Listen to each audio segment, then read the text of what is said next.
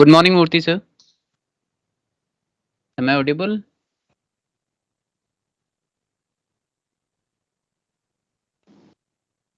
Very good morning, sir. How are you, sir? Is it Fine, audible? fine, sir. Yes, sir, perfectly. Okay.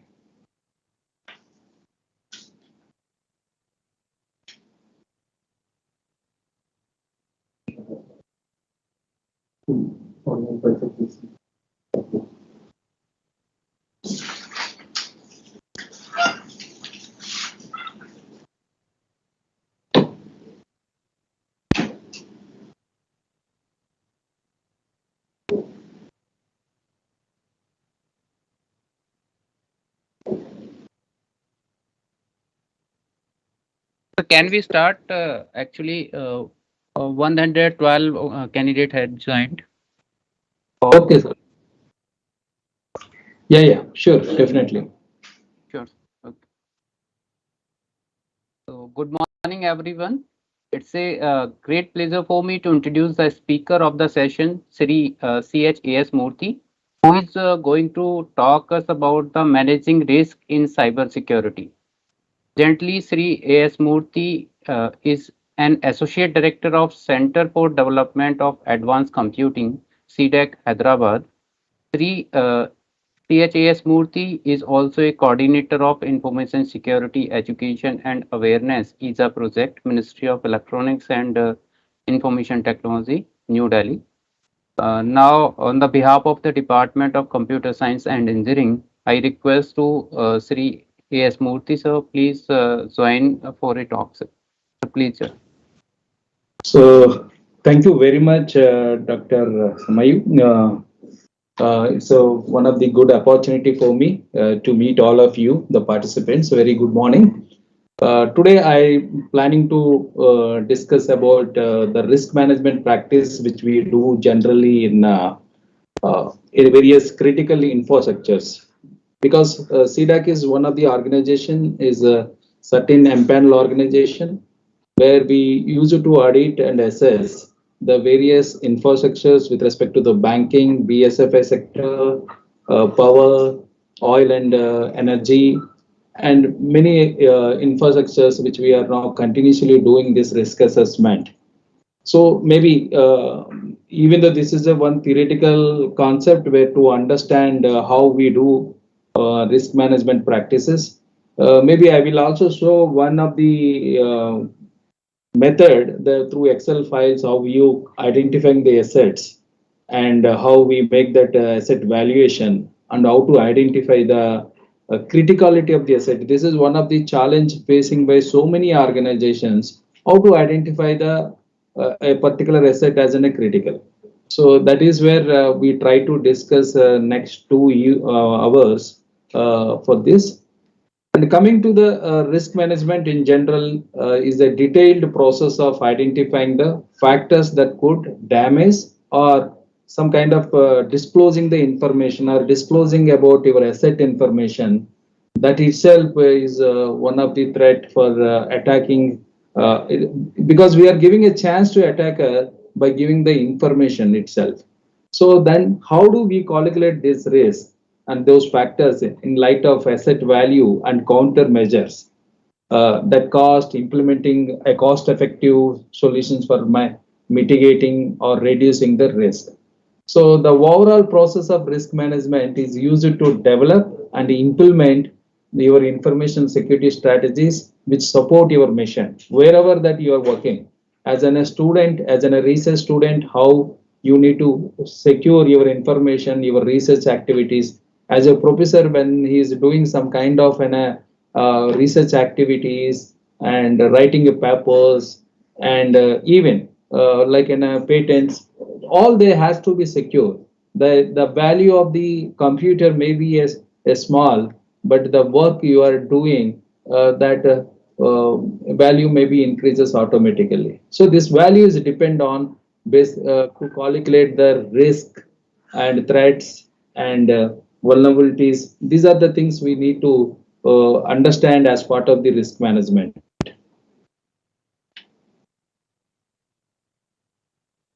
So what is exactly the risk assessment? So the examination of environment for risk. How do you examine an environment? How do you examine your risk? Because risk assessment or risk analysis is the examination of an environment for risk, evaluating each threat event as it's a likelihood of occurring and severity of the damage. You need to calculate it. Suppose let's say take example in a computer, as we discussed it, or a laptop which you are taking or you are traveling and taking to the airport, and if you are losing that laptop, what would be the cost impact for you? Because that risk is there is a possibility risk of an airport is lesser when you are comparing the possibility of risk at railway station or in the train travel, because when you are going an airport there are many cameras and there is a many kind of tracking by CSF about of your losing your laptop. So you may get back it even if you have forgotten at airport, so that somebody can track easily and you may get that. But when you are traveling and train, the risk value is more. So based on that, you need to assess any kind of risk at your place. So that is where you need to start the risk assessment, identifying or evaluating each threat or event as in its likelihood of occurring, and calculating the severity of the damage. So that would itself is coming as a risk assessment. Risk response. So what is the risk response? Risk response involves evaluating the countermeasures. When you understand the risk of your laptop at an airport and at an railway station, you know that impact is higher when you are traveling at train than when you are traveling at air.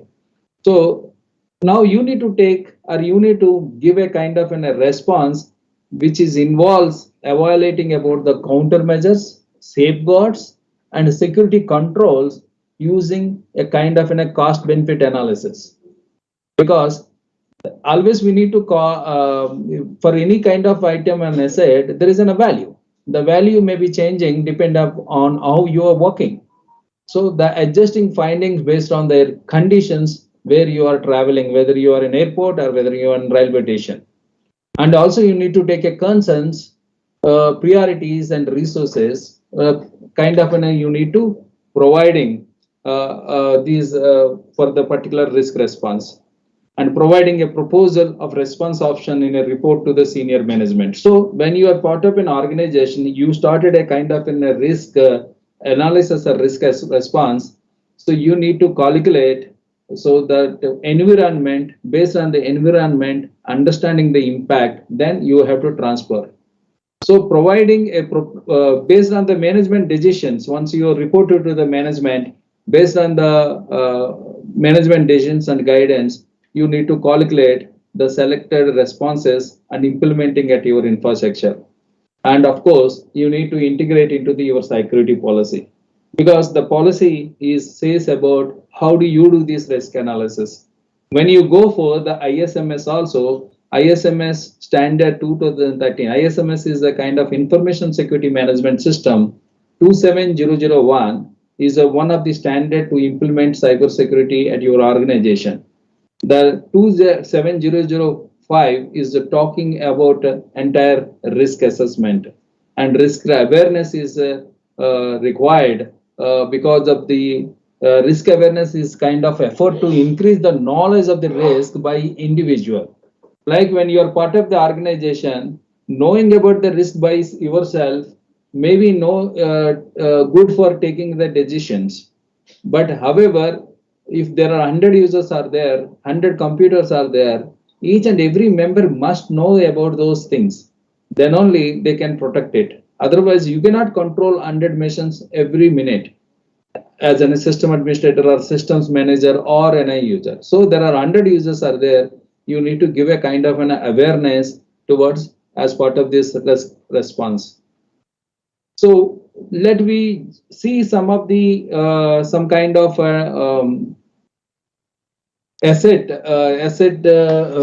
some terminology. What is that asset? Asset is basically an asset is an anything used for a business, for a task, for a process.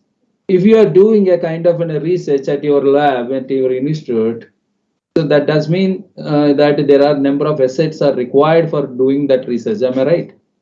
So these assets need to be identified, how they were important for your research. See, as a person, you are also an asset. Am I right? So there is a system is available, there is a research is going on, but without you, that research may not be possible. So the person is also important here. The place where that asset is involved is also important. So the asset is traveling along with you. Whatever that threats are possible in travel, those threats will be applied to that asset also. See, we generally check that when we are going to a particular organization, first we will look about that the persons that human beings who are working in that organization and their timings. Let's say a person is working from 9 o'clock to night 11 o'clock. So we may ask some kind of question why this person is taking more time. Maybe he is really good for putting his efforts to complete a work, but we will always say that that person is an asset to the organization. What kind of things which you are taking regarding his work style? Why? Because of that, if something happens when he is traveling at night time and when he is driving without proper health, if something happens, organization may lose him. Am I right? So what kind of support organization is giving? Whether organization is giving like in a facility of transport, rather than he is driving, somebody is allotted to drive so that he can safely reach. So these are the protecting of an asset. So asset always would be is not only a physical hardware, asset could be you also. Asset could be your intelligence also. Asset could be your information also. That is why we need to define the asset in your organization. Then asset valuation is a value assigned to an asset based on the number of factors again, including the importance to the organization, use in critical process, actual cost of that particular item or particular asset, then non-monetary expenses. There's so many will come that non-monetary expenses as a time, attention, productivity, and of course whatever the research and development you do that. All these things should be considered when you are calculating the asset valuation. An asset is based on an asset based or assist initiated risk analysis starts with always inventorying all organizational assets. Anything you wanted to do in a kind of an evaluation, the valuation always is a starts with inventory of your organization. Let's say, as an example, I'm taking again, inventory means what? Like if you are doing a research, the research required a server component and a desktop computing and some kind of sensors you required for the collecting the data. All these will part of the inventory of your research. Along with that, you are also as one asset. Along with whatever that you are deriving from that research, that information, that paper, that patent, and everything could be an asset. Once the inventory is complete, a valuation need to be assigned to each asset. So once if you are listed out of the each and every asset you are identified, so then that is we called it as an inventory is complete. Now we need to start the value needs to be assigned each asset. How do you give the value? So that is evaluation or appraisal of each asset helps establish the importance of the criticality to the business operations. If some item or some asset is missing from your asset list, if your research is stopping, then definitely that asset is very important. That asset could be one of the critical asset for you, so that the asset should be protected better than any other asset. So that is where we try to calculate asset valuation, which we'll see some of the examples, which are some of the case studies in the next slides. Now coming to the threats is any kind of potential occurrence that may cause an undesirable event or unwanted outcome for an organization or for a specific asset because of the for a specific asset is a threat, because threats are any kind of an action or inaction that could cause your damage. Let's say, take example, if you are taking a laptop with bare hands, suddenly somebody came kind of a surprising event happened, it may fall and down so that it can damage it. So maybe if you are not taken backup, so that would be the entire, if the damage may be a kind of a destruction of your data or information or loss or disclosure of assets. Sometimes what happens, an example, as a person, we will give a kind of a mail or we are without or like when we are traveling, when we are trying to give that what is that information what I am, and by sharing my card. So what happens, sharing code is that we are giving the information. So who am I, where I am working, and what is my email ID. Email ID says about what? Your user ID, your organization name, organization server. So Murthy at cdac.in means Murthy is working cdac.in domain, where cdac.in domain is available in the world. It is hosting some kind of a server or email server. So what exactly required to get my information for that? So it's simply a kind of information, a user ID already available, so that I need some kind of a password to access his details. If I never given my user ID to anybody, and even though he knows my password, and he cannot guess my user ID, he cannot have access, or he can never access my system. So that is why I try to control. Never give meta information if you do not know members on regularly. So that is where we need to look into that. So there could be a possible threats, intentionally or unintentionally. We may give a lot of information which could be a kind of a bigger threat, such kind of losing or such kind of revealing such information. Threats are any kind of an action or inaction that could cause damage, destruction, alteration, loss, or whatever, the disclosure of assets for that could block entire access, so that which is against to the security, the availability. If somebody is able to block access, so this could be one of the threat possibly. Threats can be an intentional, as say that, are accidental. They can also originate from your inside. See, somebody is moving closely, is having more information than outsider. Let's take example of this. What is that app? Not Telegram. Truecaller. See, if I'm having a list of the accounts, Truecaller 1, 2, 3, 400 database of the users are there. If I'm using Truecaller is taking the information upon my mobile, who are my contacts, and they were sharing with other members. So if somebody like that, it is collecting each and every user details and their members, and they were sharing others. So what is exactly I'm doing? So because of I saved your number without your permission, I am sharing the information to the others. Okay, so that is where somebody is able to that your number is so and so.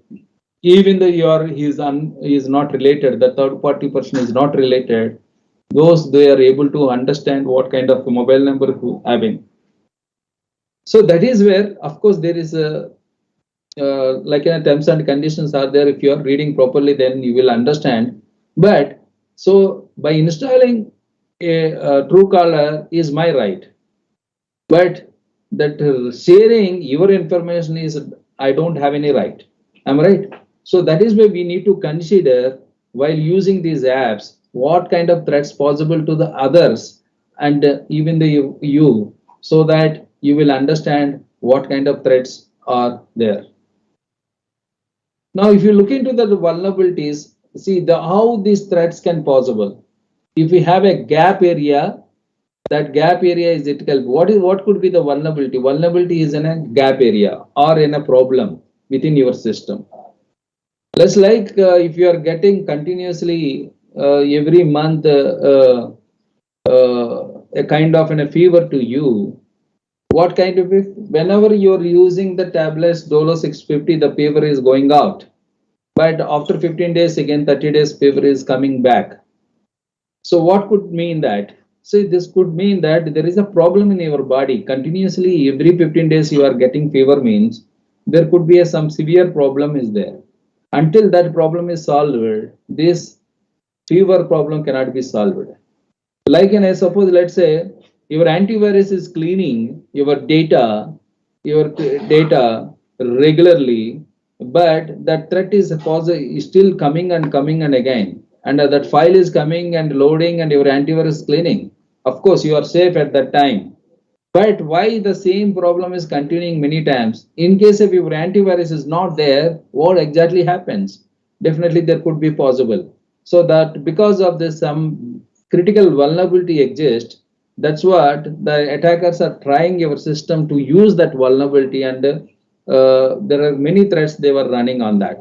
Because of your antivirus, it is you are safe it, but until you install that patch, that means until you understand the problem of body, this fever is comes regularly, in similarly the patch management also, until you do the patch, this virus will come regularly. If you are patched it, that virus itself is can be covered, there is no requirement of antivirus. So that is why we need to understand the various vulnerabilities of the system. Why we are discussing at the risk management? Until you understand your gap areas, you cannot estimate the about that your loopholes, and without understanding those vulnerabilities or loopholes or whatever the gap areas, we cannot calculate what possible threats will be coming. And without understanding the threats, we cannot do risk analysis. That is where the relation between vulnerabilities. So that's what it is very important for you to understand when you are designing a particular application or doing some kind of research. You need to understand first yourself what kind of vulnerabilities you have as a person and as a technology, as an administrative management. Then it is easy to understand how do we cover these vulnerabilities. That is where you need to try to understand the system flaws. The system flaws usually due to insufficient design and testing. So while designing itself, so you need to take care of these vulnerabilities. What are the possible vulnerabilities can exist? Yes. And for each vulnerability, what kind of how many can threats can be possible? And of course, lack of security is one thing.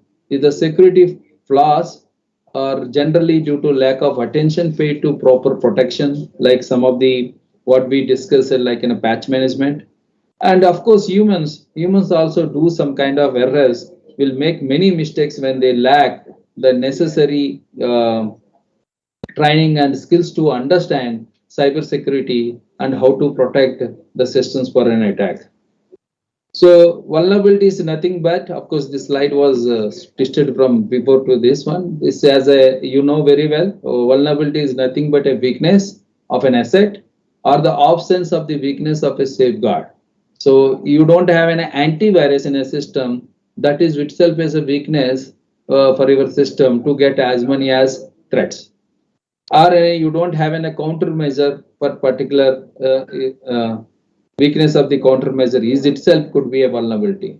See, you have tightened every kind of building locks and all, but somewhere as a backdoor is there. So that having a backdoor, a small hole, that itself is can be entered somebody physically.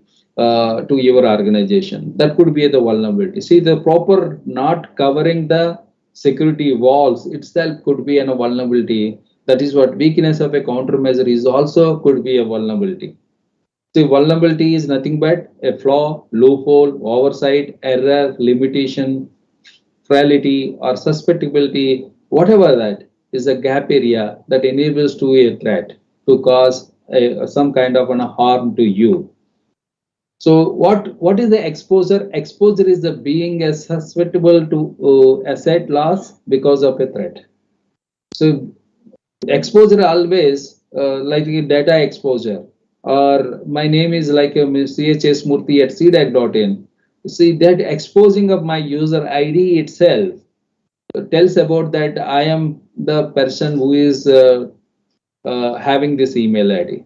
Instead of that, I'm like an SRD or DIR ISS. So you cannot recognize a person. DIR-ISS at cdac.in. That is the mail ID. By seeing that, so you cannot expect a person name. It's a position name. So of course, this is also gives some kind of exposed information. If you hack this director ISS at cdac.in, so one of the mail this was belongs to a director, and if your target is director, then definitely you will try start from that, because that cdac.in is a server. Server could be in a Linux machine or Windows machine, or if it is a Linux machine, what kind of threats I can be possible, and if it is Windows, what kind of threats can be possible. That is where thinking process starts for an attacker, and that's exposing is nothing but even the small information can give a chance to attack some bigger one.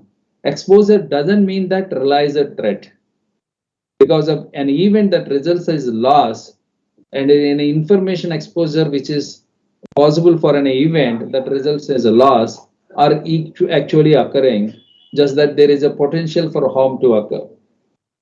So that is where we need to calculate along that quantitative risk analysis. The value of exposure factor is derived from the concept, so which we will learn in in the next slides. So what is the risk? Risk is the possibility or likelihood that a threat will exploit a vulnerability to cause harm to an asset. Let's take example. When it is an asset, there is a Windows machine is there. I know that server is Windows machine which is hosted under NIT Jalandhar. Okay. As an attacker, can I attack directly because of I know that a server which is hosted at NIT Jalandhar for their internal employees. So even though I know that there is a vulnerability, it is very difficult for me to attack, because they were contained this server to only, or they restricted to this server only to the employees of that organization. Outsider cannot attack it. So the risk level is lesser because that is not at all connected to the internet. If any kind of risk is there, internally is only there. Then internal employee can only do that risk, or he can only harm to an asset, and there could be a severe rate of damage is possible. So the more likely it is that threat event will occur, the greater the risk. The more if you are exposure this server to many users, the increase of the risk also increases. The greater the amount of harm that could result if a threat is realized, the greater is the risk. So when your number of threats are increasing, the risk, the greater the risk also more. Am I right? See, in each vulnerability, there are 10 threats are there. In the past, there are 2 vulnerabilities are there. The first vulnerability, if you take example, that the first example of vulnerability is having 10 kinds of threats. The second vulnerability is having 2 kinds of threats. So which one is that higher risk or greater risk? The first one, because there are 10 ways I can utilize this vulnerability to get into their organization. But when it is coming to the second vulnerability, I can have only the 2 two possible threats. So based on that number of threats, risk level or the greatness of the risk also increases. Every instance of exposure is a risk. Every different kind of threat is a risk.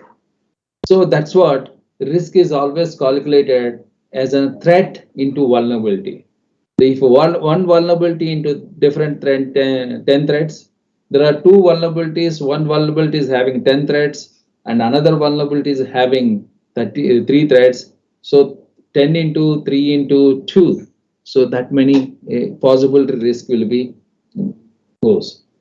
In otherwise, if you are defining the risk, the probability harm, nothing but a kind of a threat only. The severity of harm, so that increases based on the vulnerability which is having number of threats. So that is why generally we calculate risk.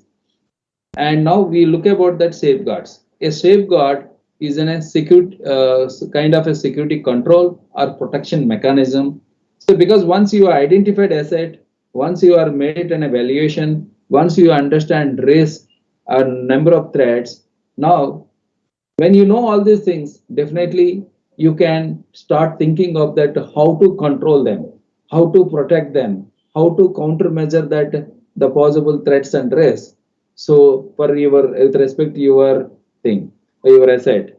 So when you think of that these protection mechanisms and slowly implementing these security controls or safeguards, it reduces your vulnerability.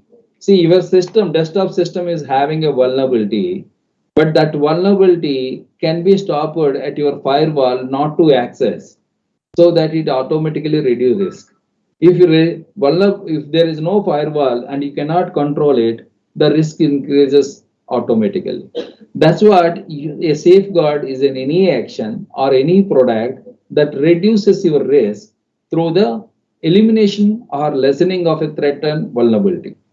So safeguards are means by which risk is mitigated. So you are applying by some controls, whether it is installing a kind of an antivirus to stop attack on that based on that whatever the vulnerability exists in the system, and one more control at your firewall. Even the firewall also such kind of attacks you are stopping with respect to such that vulnerability exists in the system.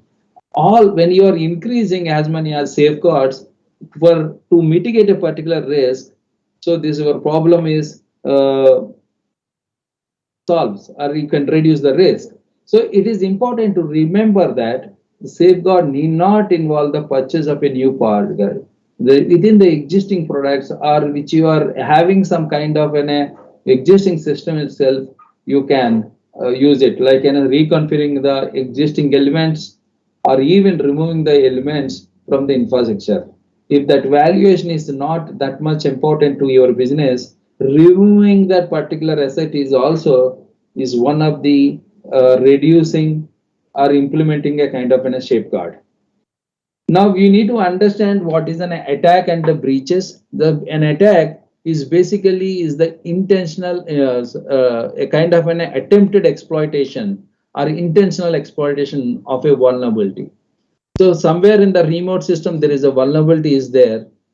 You know very well about that vulnerability and you have an exploit. So that exploit could be implemented through so many payloads. So that means so many possible ways you need to reach that system. Otherwise, if you don't have an exploit, you cannot attack anytime, because even though you have a vulnerability at your system, but you don't have a kind of a program which you can utilize that vulnerability at getting into system. So exploit is nothing but in a program which can sit on a particular vulnerability. Am I right? So that is where we need to look about that as many as exploits may be there for in a single vulnerability, because these exploits could be written by so many engineers across the globe, and their own way they will write it, and the way they will write it may be different, so that you can have many vulnerabilities, many exploits for a particular vulnerability. So an attack also can be viewed as a violation or failure to adhere to an organization security policy. If some employee have to do the job functions in the similar fashion, and if they written as a policy, even though if he changes something against whatever the policy written, it is like a violation. Am I right? So a malicious event does not need to succeed in violating security to be considered an attack. So something like a malicious means it's not only software-based malwares, and how you are using a person is using a system, and if he is not following as part of the process and procedures in usage of that system, we can say that that is a maliciously accessing of that system. So that is where we need to see that, understand an attack. And when it is coming to the breach, a breach is a kind of intrusion or penetration, is occurrence of a security mechanism being bypassed. See, there are many controls are there, and you are saying that you have to pass through these security controls if somebody wanted to access. If that is the policy, so we can have that policy, but somebody is bypassed this and entering into your system, your organization, can be considered as a breach. So attack and breach, we need to understand clearly. The attack will always come through by using your gap areas, by adding with the vulnerabilities and exploits. But breach is that avoiding the controls and entering into the same manner, whatever the manner, is not only the attack manner, even though non-intentional intrusions also can be considered as a breach. So what are the relation between these terms which we discussed till now? See, there are threats, there are possible threats, or otherwise we can say that right away from the assets of your, you need to identify these assets and list the 1, 2, 3 assets, and you need to do an valuation. After doing valuations, evaluation, how you can do that? So understand what possible threats are. All these possible threats depend on that gap areas which you have in that asset. If threats are there, vulnerabilities are there, there could be a possibility of an exploit. The exploits can happen only if there is a vulnerability in a system. If it is having a vulnerability, there could be a possible threats because possible exploit may be available, which results in getting the exposure of your data, exposure of your information, which could be called as a risk. And to counterattack or mitigating the risk, you need a safeguards. The safeguards will protect your asset. This is what basically the relation between these terms, and make understand clearly when you are going for a risk assessment management. So these are many approaches to risk assessment. Some are initiated by evaluating the threats, where as other focus on first on assets, and whether risk assessment starts with inventorying assets as we discussed it, then looks about the assets that could be harmed. That is what understanding of the threats. The starts with the inventorying asset, then looks for that threats that could cause harm, or both approaches result in an asset threat pairings. This is what called asset threat pairing. You have asset, and if you are identified threats, it would be called as an asset threat pairing. What is an exploit? Exploit is in a program, as we discussed it before, or a piece of code designed to find and take advantage of your vulnerability or your security flaw in an application or computer system. Typically, we can say that for malicious purposes. Why I am attacking your system? For using maliciously some activities, such as installing a malware also could be one of the example. An exploit is not malware itself. Exploit is basically is a method. Once exploited, and if installed to continually access that your data or continuously expose your data to others, that method is used, and some kind of information is stored for that to continually do that. Maybe we call it as a malware, but actually exploit is not a malware. Exploit is a part utilizing the malware and to keep that, and a method used by these cyber criminals to deliver malware. So what is that relation between exploits and payload? Because without payload, it would be very difficult. You know the vulnerability, you have the you know the vulnerability that remote system you are planning to attack, and you also have exploit. Like Amazon Web Server, you have a vulnerability, and that vulnerability you may be having exploit also. So what is that? You need to run this exploit to use that vulnerability to get some information. Either one of is not there, that attack is not possible. Am I right? So that's what. But when you have exploit and somewhere the remote system is having a vulnerability, how you will exploit run at the remote system? You need payload. Payload could be a kind of network connectivity, or a payload could be a kind of an example of email where you can send it as an attachment to the end user who is using that system having vulnerability. If he downloads that file in email, so that exploit can go and sit on that vulnerability. So that is where we need to understand the payload is very important to run exploit on remote system which is having vulnerability. So vulnerability, exploit, payload are required together to make an attack on a particular system. So there is a vulnerability could have a number of threads. Each thread there could be an equivalent exploit is required. So that's what, once your exploits are there, number of vulnerabilities are there within the system. If one vulnerability into 10 threads is 1 into 10 possible thing will come. If two vulnerabilities, 2 into 100, 200 can become as an a. So that is where it's increasing to 1 into 10, and for two vulnerabilities, 2 is like in a 200, is that the way increases from one vulnerability to two vulnerabilities. So if you look about that, Metasploit now includes more than 167 exploits. Metasploit is a tool which you can do all exploiting if you have any vulnerabilities in your system as in a proof of concept. And it is can be organized over 25 different platforms, including Android, PHP, Python, Java, Cisco, etc., etc. So that is where the exploits and payloads are different. So what is the likelihood? The threat likelihood is the probability that the threat event might occur. Even though if you are having a vulnerability and even having for that particular vulnerability 100 threats, but what is the possibility of that exploit at your place wherever the vulnerabilities existed? That is where we called likelihood. Likelihood also is a place and important is the probability that the threat event might occur. So the threat likelihood should be assessed by a professional with relatively knowledge. That's what when we are going for risk assessment, we'll try to understand the owner of the asset. What is the value or what is the impact if that asset is not there? Based on that, risk matrix would be done. Based on that risk matrix, the likelihood and impact that would be saying that whether it is red or yellow or green. So that is why we calculate. If impact is high, likelihood is more. That is what high.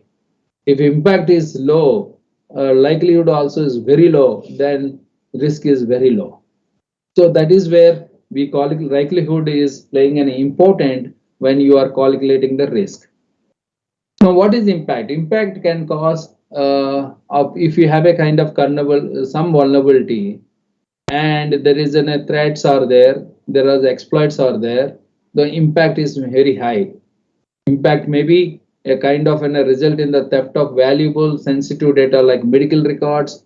They can disrupt your phone numbers, denial of service attacks. So it's the electrical blackouts, failure of military equipment, and breaches of that. So that is where these words would be very much important while we are doing risk analysis. So thinking of information security, the risk is always essential. One of the most important concepts that an information security professional can understand is that of the risk. If you are not understanding risk of an asset, you can never become as a security professional. Whatever the job, whatever kind of type of security job you are doing, information security job is you are doing, whether you are a developer, whether you are implementer, whether you are part of operations, whether you are part of research in cyber security, if you are not understanding risk, you cannot understand security. Ultimately, the job of most security professionals uh, boils down to risk management itself. Unfortunately, most of the information security professionals lack to keen understanding of risk management. Even the NCIPPC, where we are responsible for the critical infrastructures. So, but identifying the what is the criticality, they took almost 3 to 4 years. How do you calculate critical? Identifying is not. How to calculate that criticality for a particular asset? Because it is having many parameters, many factors calculating the risk. So that is where the people are saying that.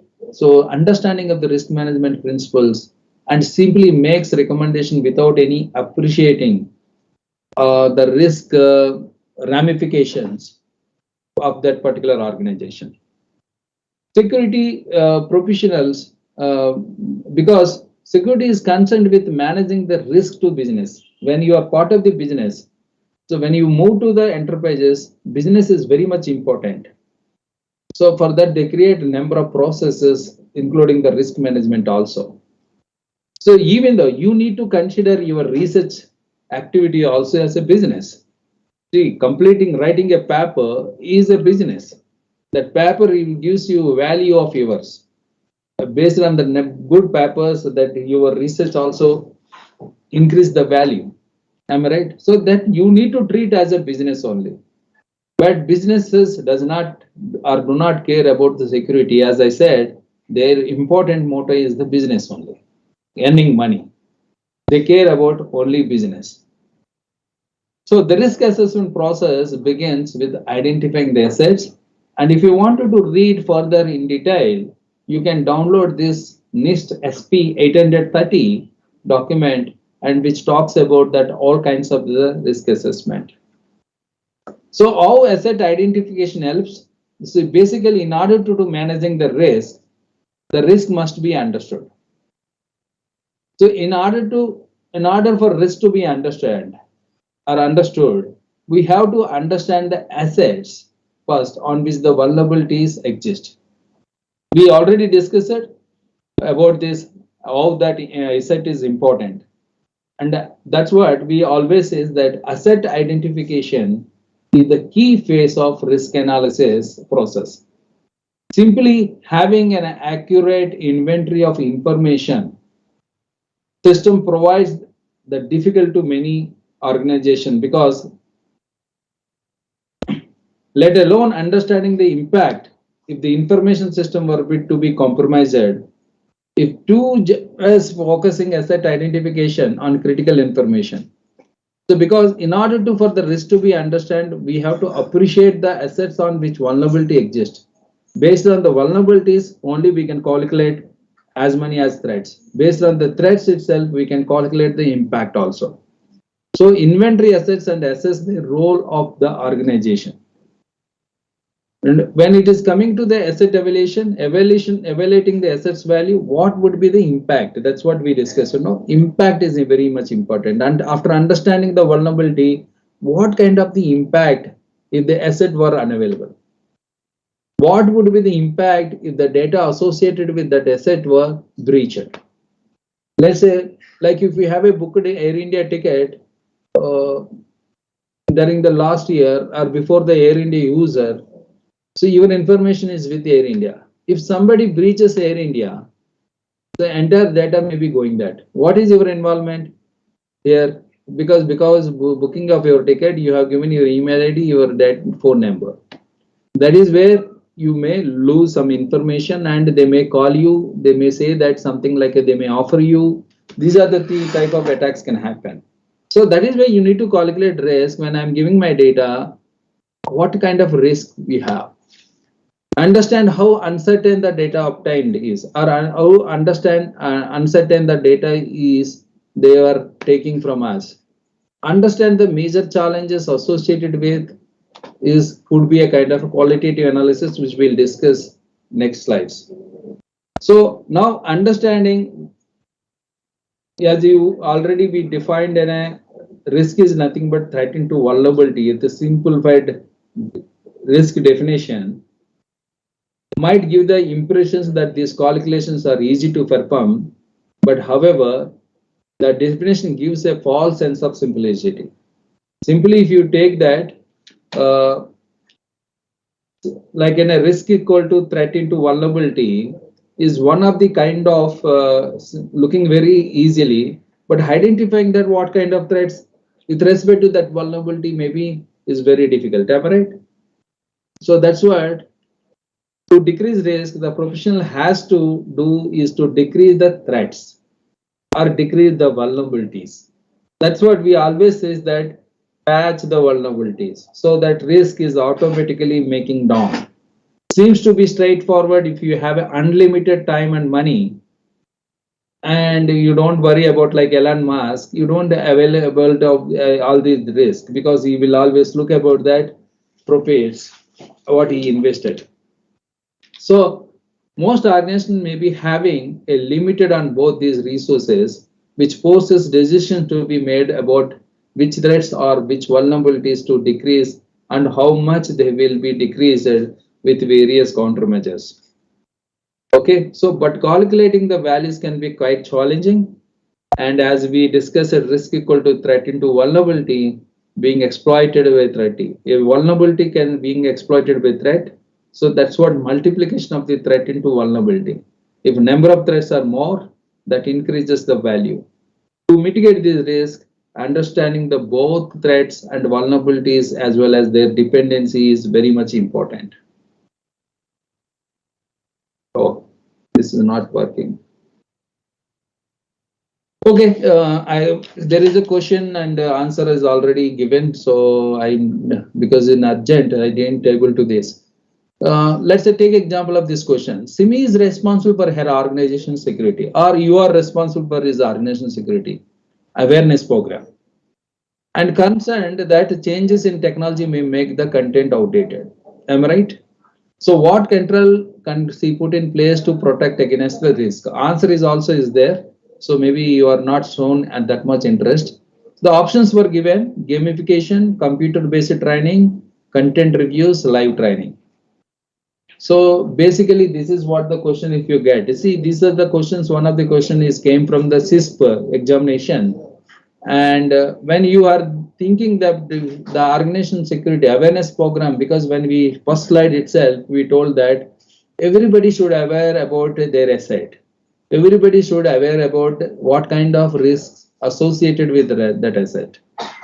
So she is concerned that changes in technology may make the content outdated. That's what SIMI should use periodic content reviews to continually verify that the content in her program meets the organization needs and is up to date based upon the evolving the risk landscape. So that's what content reviews is the right answer when you are giving this one. How the gamification is not right, because gamification is that the how an end user receives the awareness and adapts, and computer based training is may not give it that, because that content and live training may be somewhat useful, but content review should be given more importance, because she is concerned that changes in technology may make the content outdated. So risk assessments and calculations are based on what bad things can happen to your system. The goal is to determine what could happen. Is it really going to happen? How bad it would be, and what could make it better? So these are all four questions will arise when you are starting in your asset. In order to appreciate these questions, we must know the organizations and the respective assets systems. Let's take example of you are completing your business continuity planning effort and have decided that you wanted to accept one of the risks. What should you do next? This is what the first choice is: implement new security controls to reduce the risk level. Second one is design a disaster recovery plan. And third one is repeat the business impact assessment. The fourth one is document your decision making process. So what is exactly? See, you are completing your business continuity planning. What do you mean by business continuity planning? See, if anything happens, some threat happens to your business, the business should not stop. See, it should be continued. For that, even though if you don't know what kind of threats are coming, there could be a possibility to start some kind of an other place, even though this place is down. Let's example, suppose you are hosting in Delhi. So in Delhi there are huge rain, so that they have no power for 48 hours, and there is no possibility of travel to get a diesel engines. The servers are not available. It happened in Mumbai actually in 2005 time pay. Okay, so then 2005 and 6 time pay. Then most of the members, most of the hosting things were shifted to the tier to shifted to Hyderabad, Bangalore, where that is what seismic level is 2.0 in Hyderabad, which is a better place. That is where they implemented it. So even in Mumbai, those servers are down. So ultimately, they were taken into. They started immediately. The services can started from Hyderabad or Bangalore or Pune. So that is where some kind of mechanism should be there. So whenever you choose or an accept risk, you should maintain a kind of a detailed documentation of the risk. Okay, so out of this A, B, C, D, how many of you select which option is the right? So after business continuity planning effort, and have decided that you wanted to accept one of the risks, what should you accept? So is there any possibility of giving the answer from your system, like in the chat box?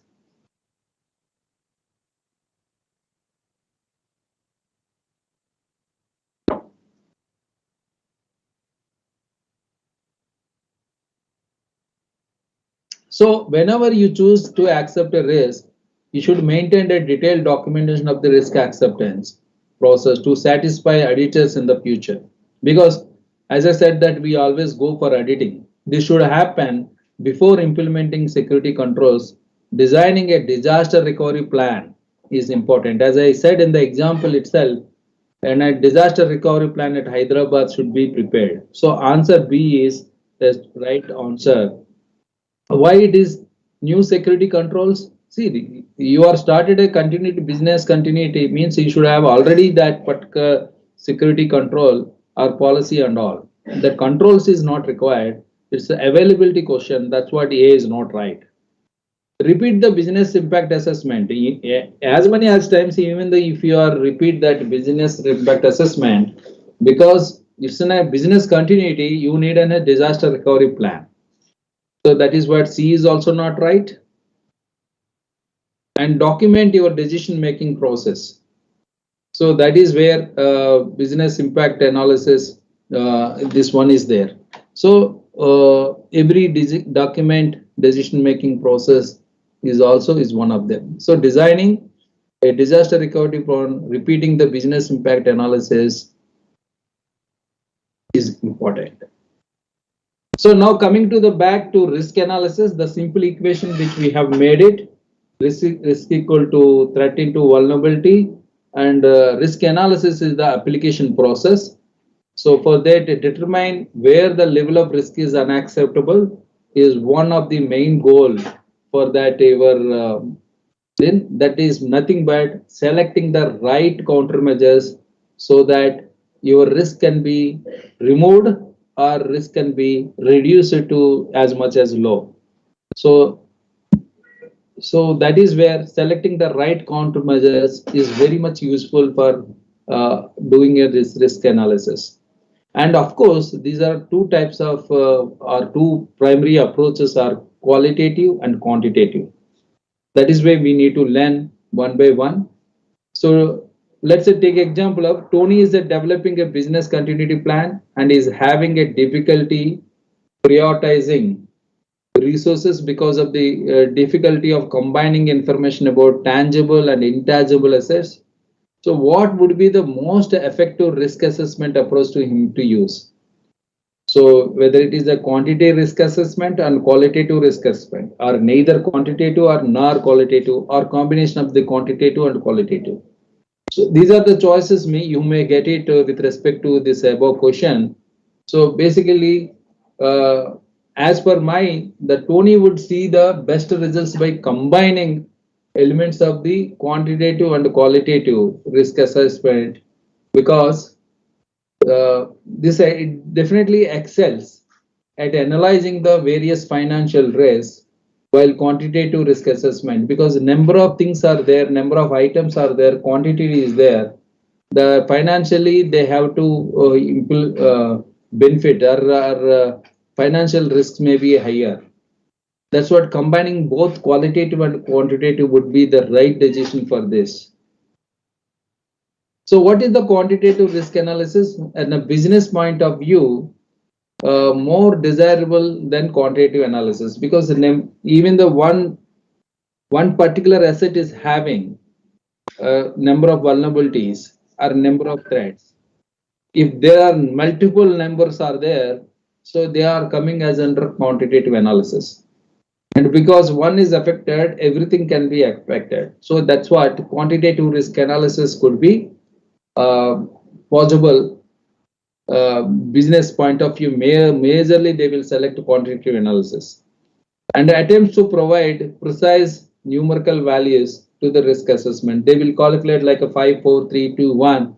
5 is very kind of very important, major threats are there, and 1 is the very low threats are there. Risk generally tied directly monitor impacts. Always there is a financial impact would be attached when you are considered quantitative risk analysis. Quantitative risk analysis depend on common formulas, like we can see that what is the SLE, ARO, ALE we can discuss. And of course, major important calculation would be there, the total cost of the ownership TCO, and ROI, return on information investment, and cost and benefit analysis. That's what businesses always consider quantitative formulas. Majorly the quantitative formulas only they will take it.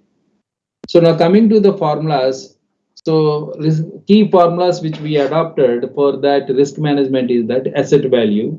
So the value of asset. So this is anyway we discussed about by understanding the various vulnerabilities and the respective threats, etc. And based on that, the value may increase or decrease. Then exposure factor is the percentage of the asset value at risk due to a threat. The possible, the system which would be down because of a threat, the percent of the system value at a risk due to a threat value. What is asset single loss expectancy, SLE? Single loss of expectancy is nothing but the asset value into exposure factor. If asset value is 100 rupees, exposure factor value is 80%. So what is that? 100 into 80. So 8,000. The annualized rate of occurrence is nothing but ARO equal to frequency of threat occurrence per year. How many times can the threat is possible in a year? And annualized loss expectation is nothing but single loss expectancy multiplying into annualized rate of occurrence. So this is where we calculate risk values in such a way that to identifying a particular asset as what kind of impact it is having and how it is important and how it is critical. Now coming to the qualitative analysis, see whatever we have seen is the quantitative analysis. Now coming to the qualitative analysis, qualitative risk analysis is a technique used to quantify the risk associated with a particular hazard. So the technique which we generally use it to how much risk can be quantified, the value which we can give it to as a 1 to 5, where I have to give it 1 and where I have to give it 5, that is where we always calculate it. So not as a risk assessment is used for an uncertain events that could have many outcomes and for which there could be significant consequences. So quantitative business might not consider it is a valuable because they cannot plug with budget. But always this quantitative analysis, qualitative analysis is very useful for prioritization of the risk to be addressed. Which risk we need to attempt first, which kind of threats, that is why we need to calculate. So that's what quantifying that risk is very much important as part of the qualitative analysis. So how do we calculate the qualitative risk analysis? So a common approach to qualitative risk analysis is to build a risk matrix. So like what is the kind of likelihood it can happen a threat and what kind of impact. If impact is high, likelihood is high, then we can say it is the 5, the rank is 5. If the impact is less and likelihood is also less, the quantitative qualitative could be a kind of a low, which is nothing but 1. If it is medium, both are medium, it could be a 3. So like that, we will try to calculate and then we can prioritize these vulnerabilities and take a kind of an action as part of the business. That is where the qualitative analysis is very much important. Even the businesses, enterprise businesses would be taken as a quantitative risk analysis as a priority. So quantitative analysis try to budget where qualitative analysis is easier to perform. That is what the difference between quantitative analysis and qualitative. Quantitative analysis is more likely to sway stakeholders where qualitative analysis yield rapid results. And quantitative analysis is not as a subject where qualitative analysis is great for prioritizing. And quantitative is established practices and calculation where qualitative analysis is a strong point to prove that particular quantitative analysis is and their practices. So security is fundamentally about risk. When you are talking about the risk, the security is definitely is a fundamentally talking about the risk. Whatever the security you are saying, security management, security administration, security, information security, cyber security, it is all related with risk. As we discussed previously, if you do not know how to estimate the risk, you cannot be part of the security, information security or cyber security. The goal of risk management is to ensure that risks are confined to an acceptable level. That means, so obviously must know what kind of risk to ensure they are acceptable, they can be rejected, they can be avoided, they can be transferred. So that is where we try to analysis to determine the risk. Let's take example of Mike recently implemented an intrusion prevention system, IPS, designed to block common network attacks from affecting his organization. So what type of risk management strategy is Mike pursuing? Anybody? Risk acceptance, risk avoidance, risk mitigation, or risk transference? Transfer. So anybody can be? Mike is implementing an IPS system to block the most of the common network attacks, which are affecting a lot for his organization. Now this is implemented. Now what kind of strategy implemented? What kind of risk management strategy?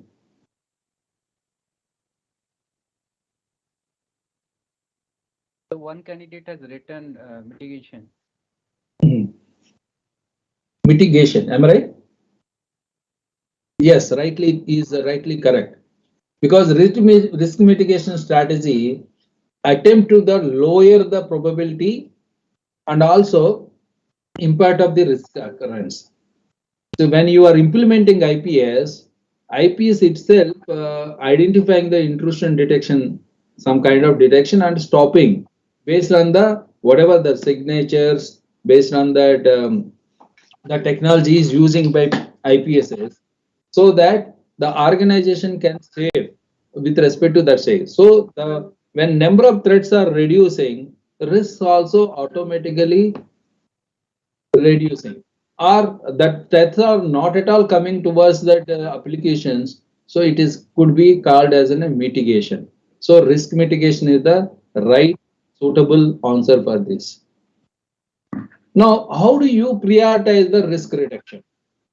Risk must take into the account of the context of the organization and system, as we discussed it.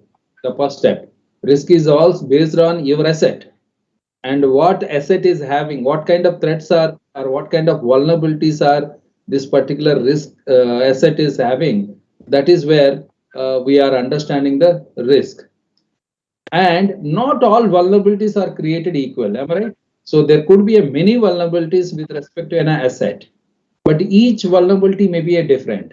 For each vulnerability, a number of threats or threats could be a different. So even when it is the exact same vulnerability, an effective reduction strategy needs to be prioritized, which is reduced. And how should we all vulnerabilities for a critical system to be remediated first? That is where we need to understand. So based on that vulnerabilities understanding, based on that threats we are understanding, and whether we can, should we, all vulnerabilities for a critical should be remediated first. That's what we have to put up our question. And should a commonly occurring vulnerability throughout the enterprise be remediated first? So that is what we need to decide, depend on the context of the organization. There, only this kind of quantitative and qualitative things will come.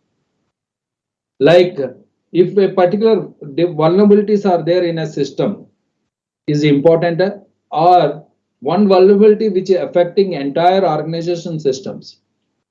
So that is where we need to decide. If I am the person, then I'll take care of the first what are the things are affecting entire organization rather than a particular system. Because this one critical vulnerability which is affecting each and every organization system has to answer first as my first, because if everybody down, we cannot do anything. But a particular system is having many vulnerabilities, of course, that is very critical. And if I understood that first, I may remove that before the patching.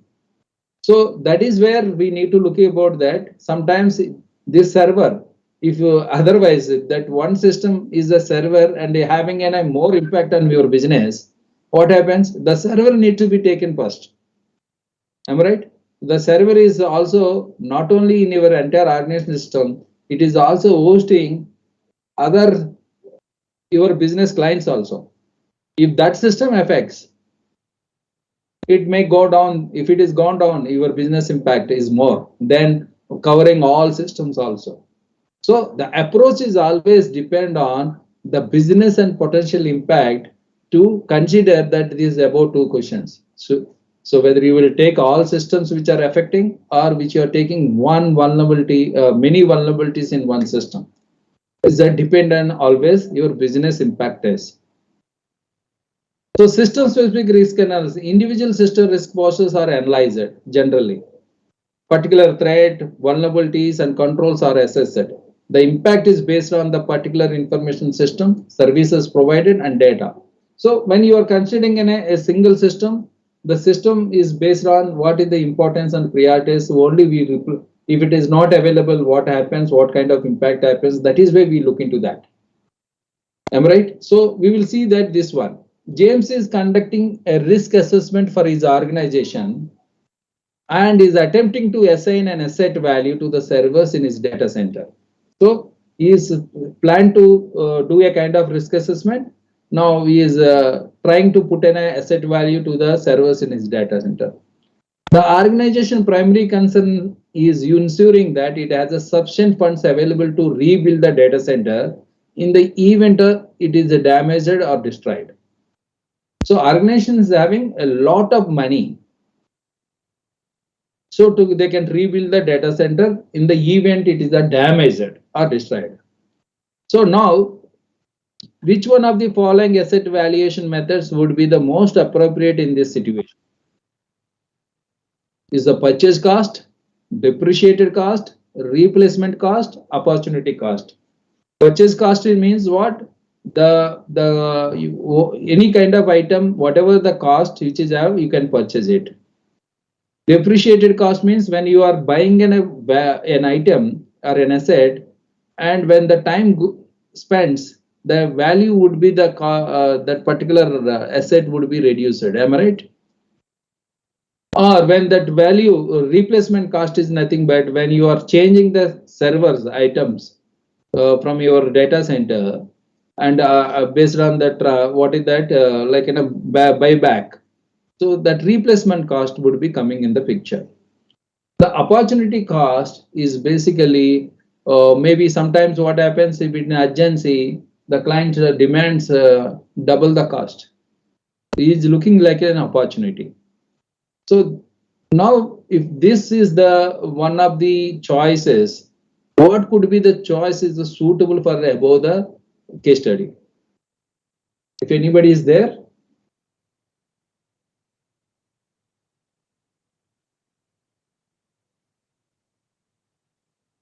Depreciated cost. Depreciated cost. Maybe depreciated cost always if you are buying an asset no today 5 years it is a zero. You cannot give it, nobody cannot take it, that because the technology, that is why we need to look into that. So if the organization, if the primary concern is the cost of the rebuilding the data center, James should use the replacement cost method to determine the current market price for equivalent servers. Today is 30 rupees, 3 lakh rupee your server value replacement cost. So if somebody is giving in a 5 lakh server with 2 lakh rupee, would be the best choice for this one. So always replacement cost is the suitable answer for this.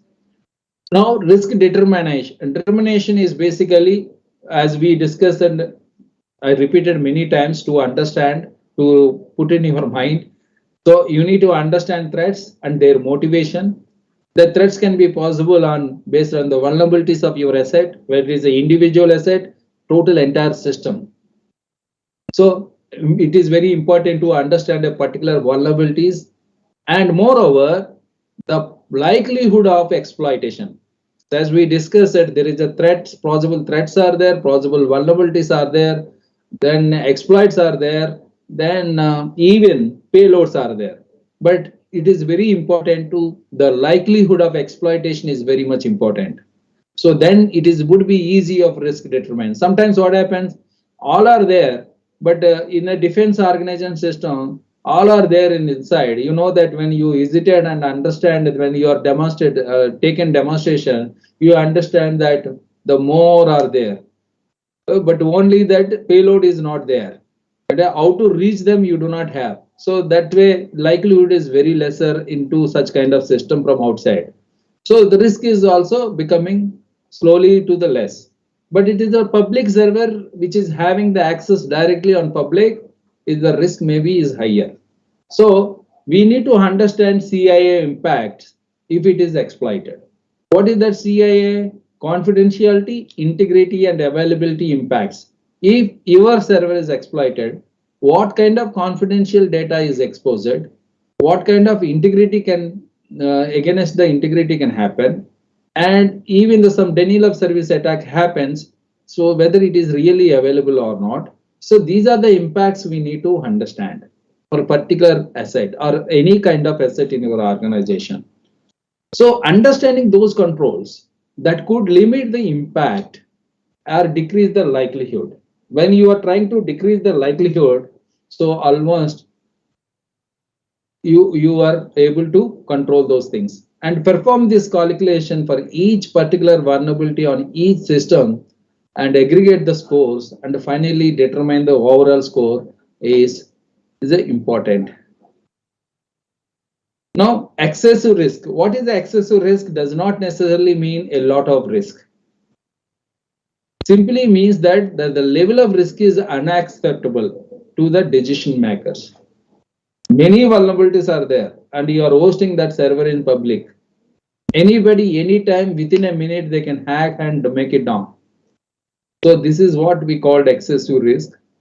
Once determined that the risk exceeds the acceptable levels, the organization must determine how to proceed or how to control, how to keep safeguards immediately to that particular asset. That is where we need to look into that.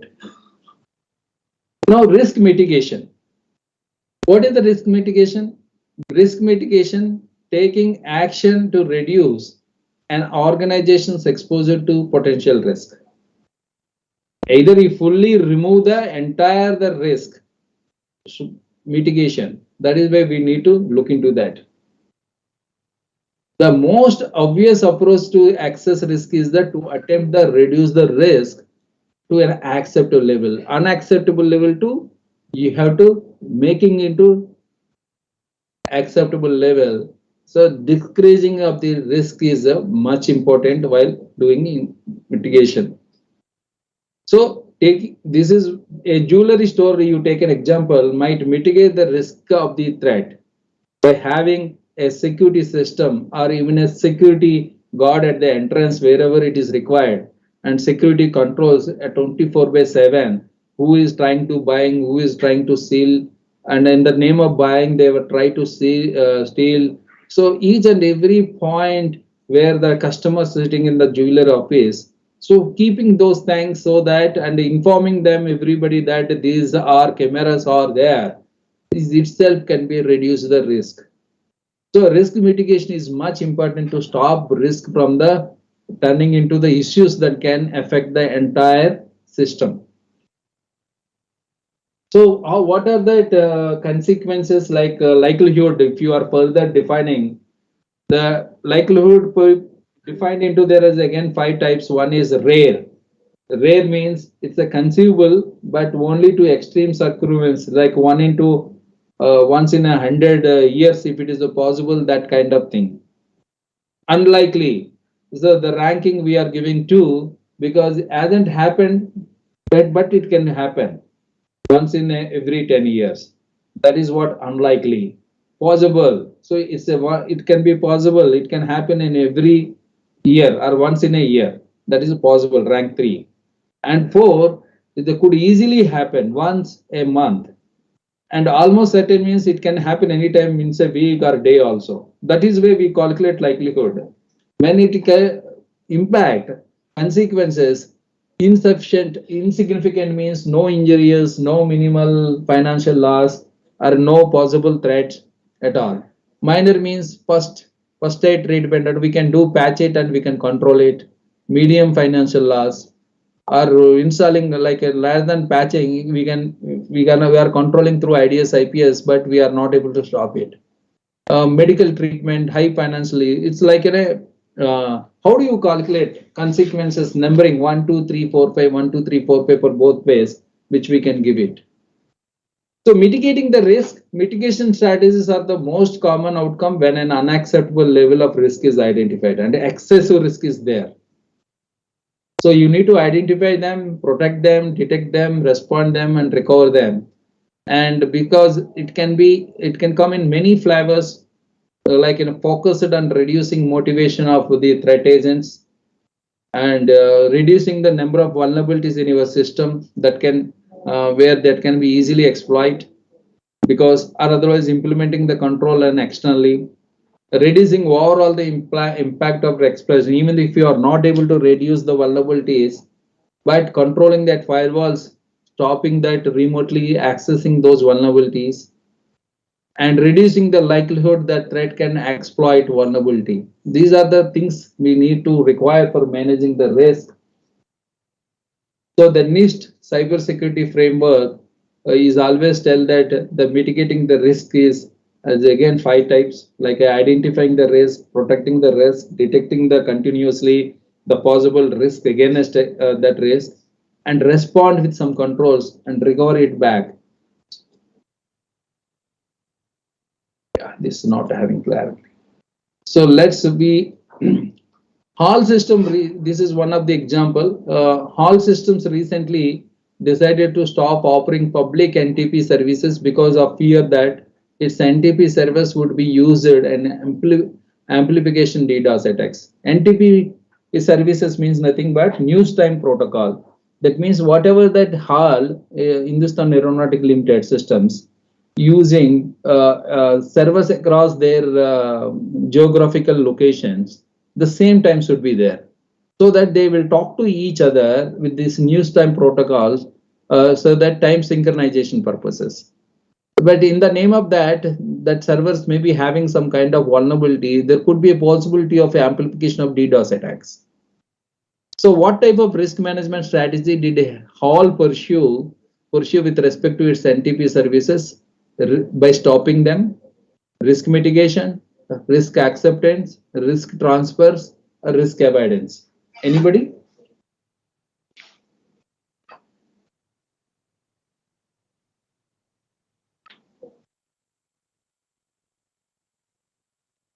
So anybody is possible to give this answer, one of them? Yes, participant, if you have any idea for this question, please reply. We will provide the access to you so that you can use your mic.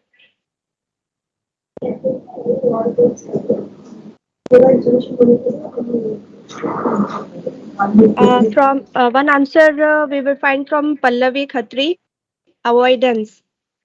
Yes, this is the correct answer because so all systems decide to stop offering the service because of the risk. This is an example of a risk avoidance strategy. The company altered its operations in a manner that eliminates the risk of NTP services. So, this risk acceptance involves making a conscious decision to accept risk as is with no further action. But risk mitigation takes measures to reduce the likelihood and or impact of the risk. Risk transfer shifts the cost of the risk to another organization such as an insurance company. So, but here, entire stopping of the services is nothing but simply avoid such kind of threats by stopping this. So that is what we called as a risk avoidances. So risk avoidance sounds a bit childish to simply say, well, just avoided the big scary risk, but it is actually is not a legitimate response. So why? Because see, if because of the seeing a problem, if you are stopping the services, you cannot do a business. Am I right? So because somebody hacks me, so that's what I will stop everything. So you cannot do, you cannot offer your services to anybody. So that's what this is basically is not acceptable in the when it is coming to the a critical business things, because it involves declining not to move forward with a project that introduce a risk. So ultimately, it's the decommissioning of that particular service, the NTP services, deployed system. So that is where we need to understand risk avoidance. Now we'll see that Mr. Nandu is creating a report to management on the results of his most recent risk assessment. In his report, he would like to identify the remaining level of risk to the organization after adopting a security control. So what term best describes this current level of the risk? So inherent risk, residual risk, control risk, mitigated risk. So there is a some kind of control was taken to stop some kind of a risk, but still it is not covered fully to reduce the risk. It is having some kind of a ramification or available of a remaining level of risk to the organization. So this is generally basically we can say that it is in a residual risk because he is not able to control fully the risk, or even though they were not mitigated the fully about that risk. And even though when these two are not coming, the other choices are only inherent risk and residual risk. So anyway, inherent risk is no, it's only that reduced some kind of a level. It doesn't mean that it is a reduced risk, or maybe we can say that the meaning of the residual is suitable for this. So residual risk is the right answer. So the second one, transferring of the risk. Risk transfer, also known as a risk sharing, involves a third party to help address excess risk. So when you know that there could be a risk of theft, so you need to keep because you don't have any security employees like a physical security guards.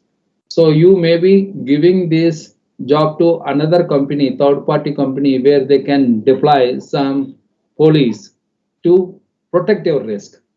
When some kind of gathering happening, when a political leader visits, there could be a kind of a huge gathering, so you cannot control at the gates to enter into that place. So you require support of police so that you may be engaging the police. So that risk you are transferring simple to the police to control the mob.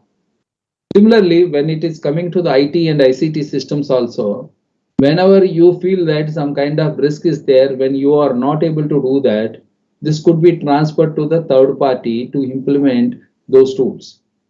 The most common type of risk transfer is the purchase of insurance to pay in the event of a loss. Particularly if you take an example of in a system, which the system is itself, there is a value, that value always, if you make it insurance, if something like a fire happens, that value can come back. Maybe the 5% of the actual value have to pay as a premium. But when we do insurance, we'll do only that system value, which is we can calculate quantitatively what value purchased. But we never do the insurance, what kind of data is inside there. So wow, that important, the data is important. We also need to calculate, add on these two things and make it insurance is always better than the simpling insurance the purchase cost.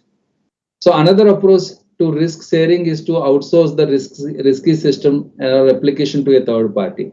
When you are planning to host an application, for that application, because of security threats, a simple application you required firewall, IDS, IPS, all kind of controls.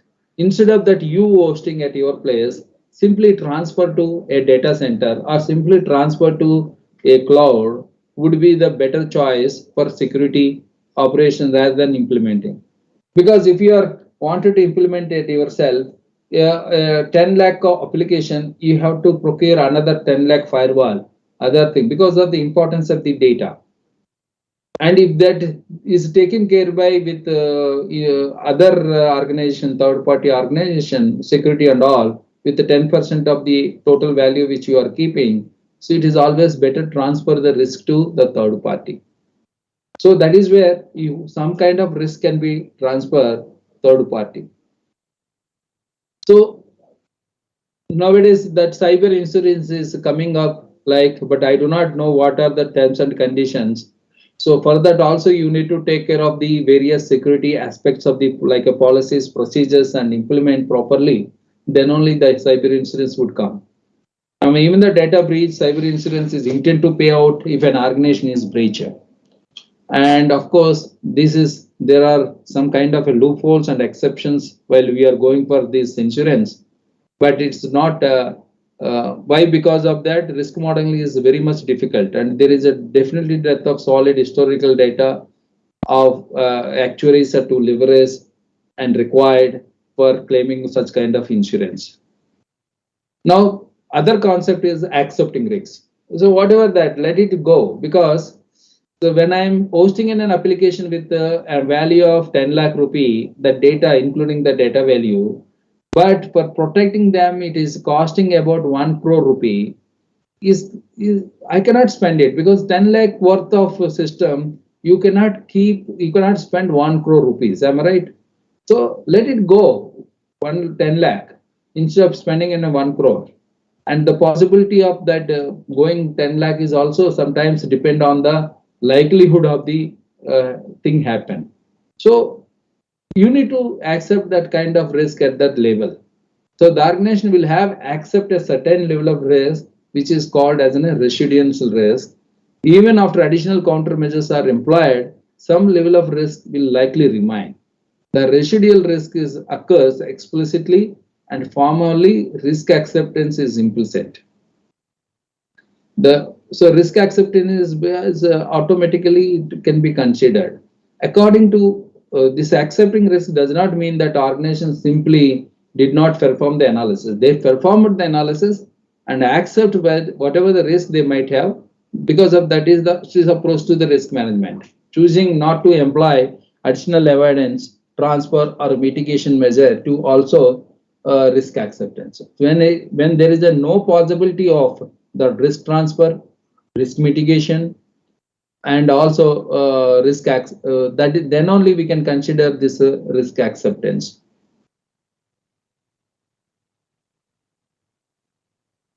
So after conducting a qualitative risk, which we learned about qualitative risk assessment of an organization, Mrs. Lakshmi recommends purchasing cybersecurity breach insurance.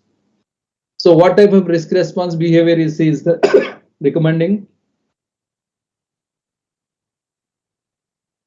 We learned just now, it's simply transferring the risk. Why it is not risk acceptance? So risk acceptance means there is no need to spend because whatever the value of risk, if the impact is very much, I cannot say less. The risk acceptance is which whenever it is we do that, if that protecting them, the information, if the value is more than the protecting the value of the information, we can accept it. So, or otherwise we can reduce, we can reject, anyway reducing, reject the terms which we are not learned and we cannot consider. So the other one is the transfer. So risk transfer itself. So now we learned risk acceptance, risk avoidance, risk transfer, and all these things. But however, we need to understand the various kind of things. Must identify the controls and countermeasures before they can be selected for risk reduction. When you are planning to have some kind of risk reduction, you need to identify some controls for risk reduction. Before identifying the additional controls, what exactly you have the existing controls? You have a firewall, you don't have an intrusion detection system.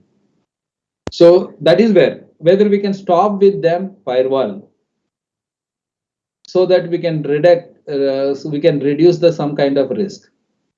Even the further you wanted to reduce risk, you wanted to add a particular ideas, you can add it. So before considering the additional controls, first you need to understand existing controls, and within that existing controls, identifying the current controls to see if they can be with a significant capex, capital expenses or operational expenses. And then if it is not possible, then only identify the additional countermeasures that could possibly mitigating your risk. So after identification of additional controls, they must be assessed. Even the controls also is a one time is a threat. The threats would be threats could be in the form of the monetary funds, because adding as many as controls, it's the budget of the, but a lot of budget is required. So determining the cost of control or cost of the countermeasure is very much important, and efficacy of the control at reducing risk and what level is we already learned of also depend on the total cost of owner. So we learned in the previous slides, and return on investment is always important, is a metric that could be used to determine the efficacy.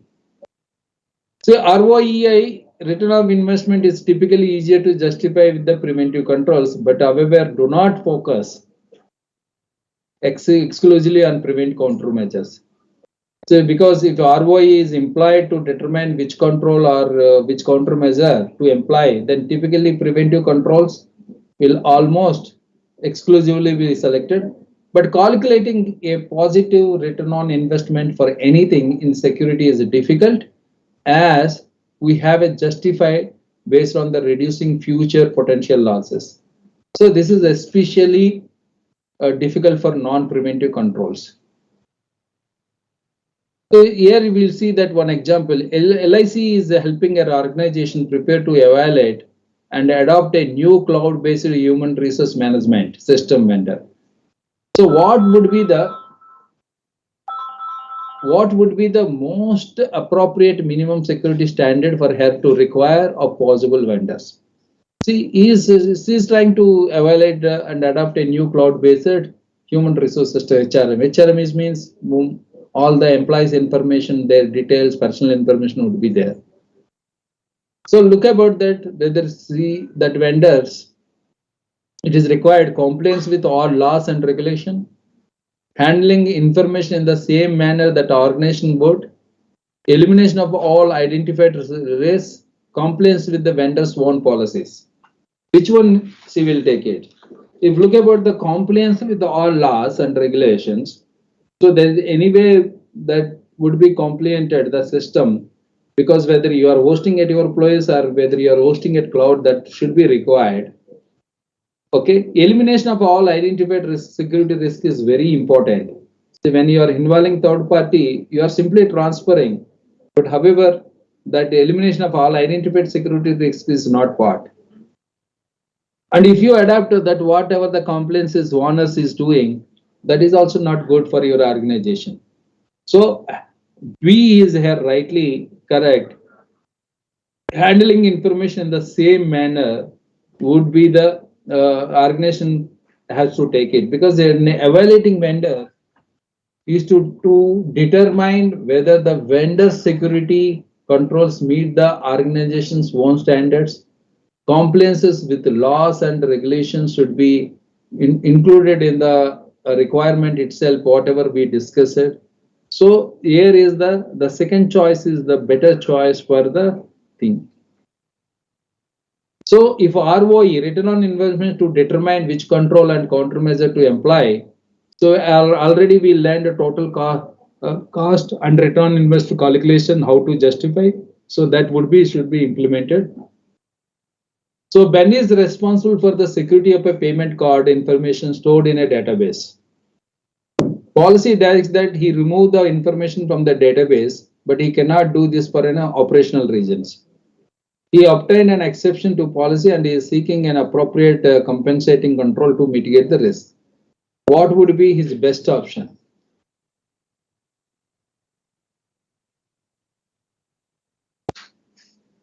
So Ben is responsible for the security of payment card information stored in a database.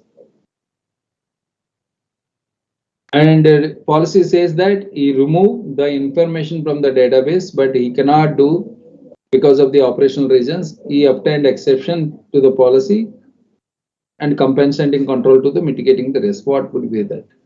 Like a purchasing insurance is the right answer.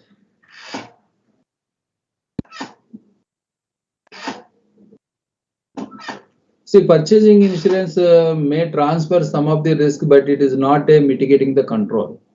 The question is asking of the mitigating the risk. The purchasing insurance is also coming as a third party transfers. Okay, removing the data means what? You are risk avoidance you are doing.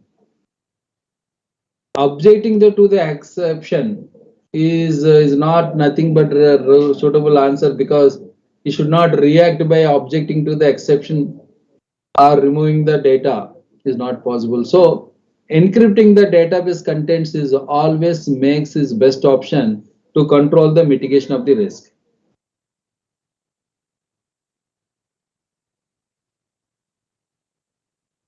See, the Domer Industries Risk Assessment team recently conducted a qualitative risk assessment and it developed a matrix similar to the one shown here. Which quadrant contains the risks that require the most immediate attention? Anybody? Yes, participant, please reply. We have get the answer from Anuj Kumar, and he said that 1 is the right option. It's very good, because the probability of occurrence is high and the impact is also high. That's what the A is the answer, right? So Ronaldo is a risk manager with a large scale enterprise. The firm recently evaluated the risk of California mudslides on its operations in the region and determined that the cost of responding outweighed the benefits of any controls could implement. The company chose chose to take no action at this time. What risk management strategy did Ronald's organization pursue? Risk avoidance, risk mitigation, risk transference, risk acceptance.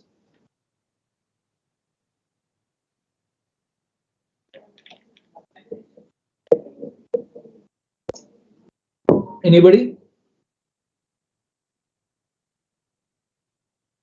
So because Yes, of the participant, have you any idea about this?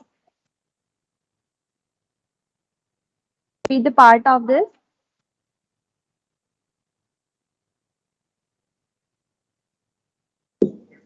the firm recently evaluated the risk of California mudslides on its operation in the region. It's avoidance given by Anush Kumar. Risk avoidance.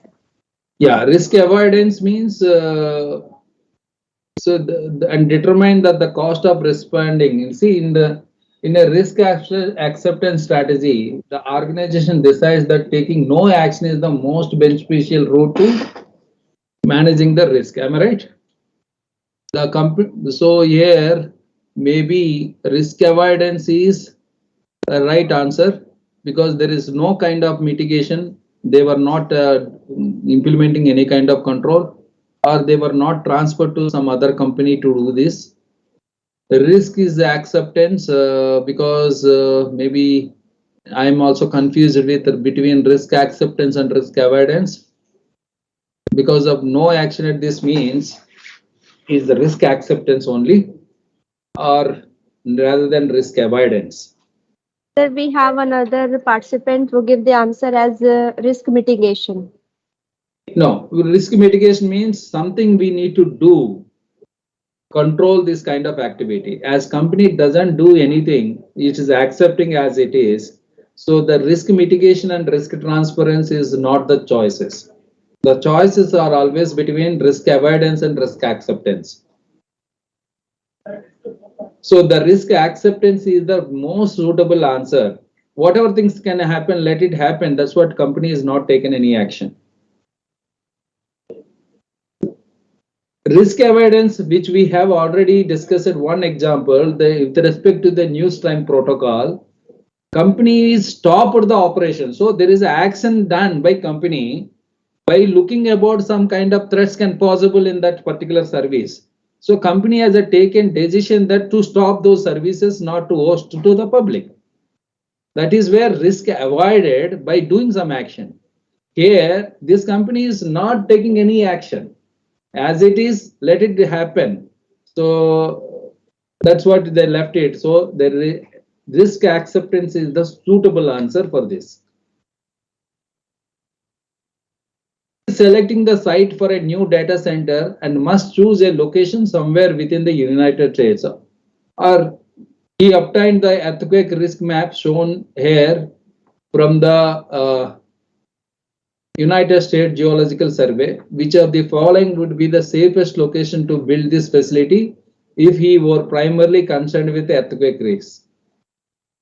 Okay, so maybe this picture is clear or not clear. If you look into that, the possible earthquake, New York, North Carolina, Indiana, Florida. Okay, this example may not be suitable for you if you don't know about this one.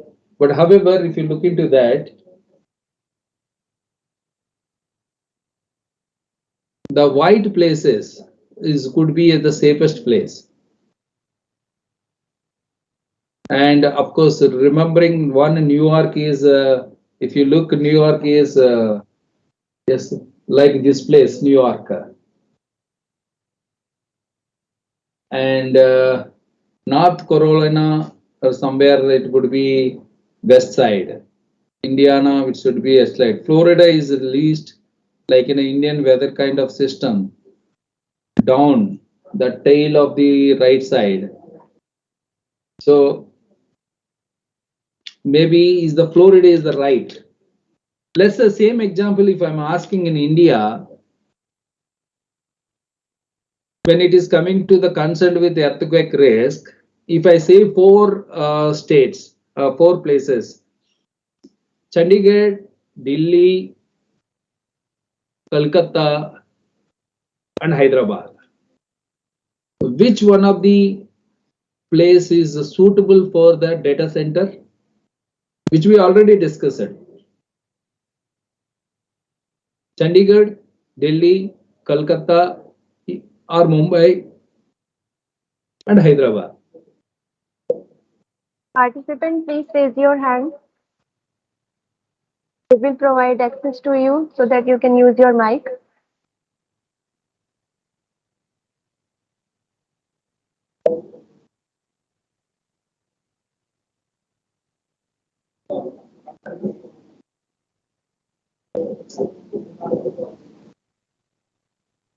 Is any idea?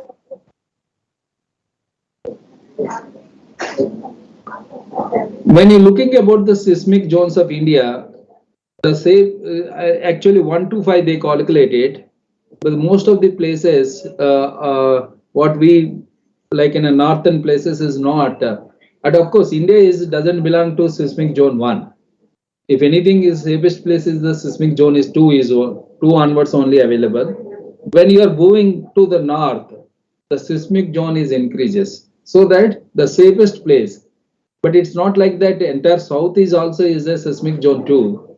Like if you take it, the coastal areas is not seismic zone 2. Only the Deccan Plateau, that means the edges of the Deccan Plateau, Hyderabad, Bangalore and Pune, and Hyderabad is the most place is a seismic zone and right place of the seismic zone 2, which is the safer in India. So this please remember that.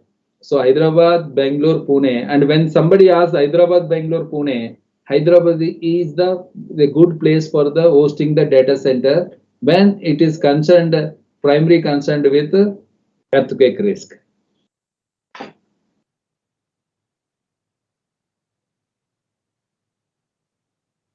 Okay, this one is I do not know. Henry is the risk manager for Atwood Landing Company, a resort community in the Midwestern United States. Because these are the CISP questions, CISP-based examination questions. CISP is one of the top examination, and the risk management is one of the important, one of the module which they tested very well. And if you are able to answer these questions, you are confident in the risk management. The research main data center is located in northern India. Okay, so I'm skipping this because of we are not familiar with US. Based upon the information in this, okay, this is anyway, I'm removing this.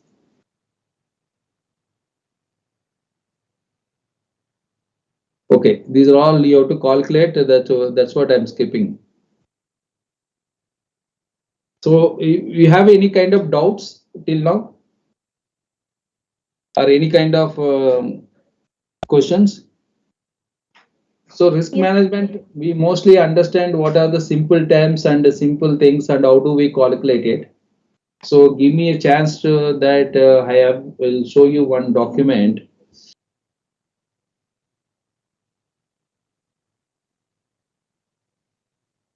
Just a minute.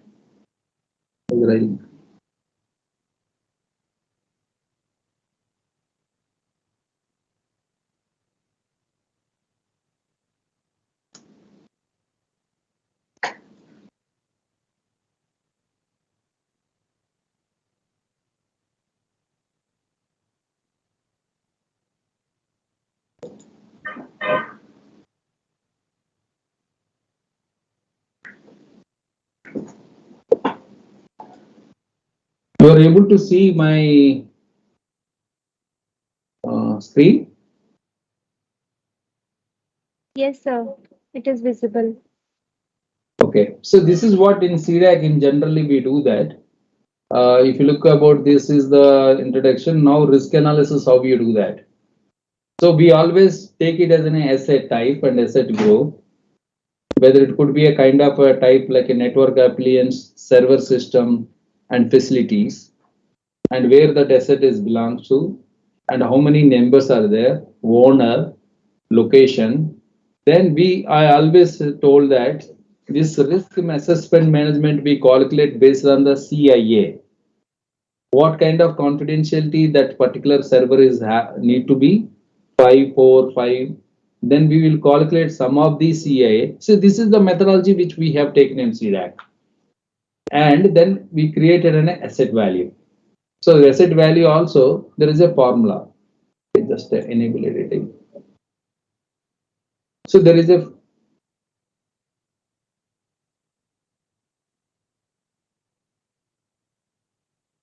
I am not able to move.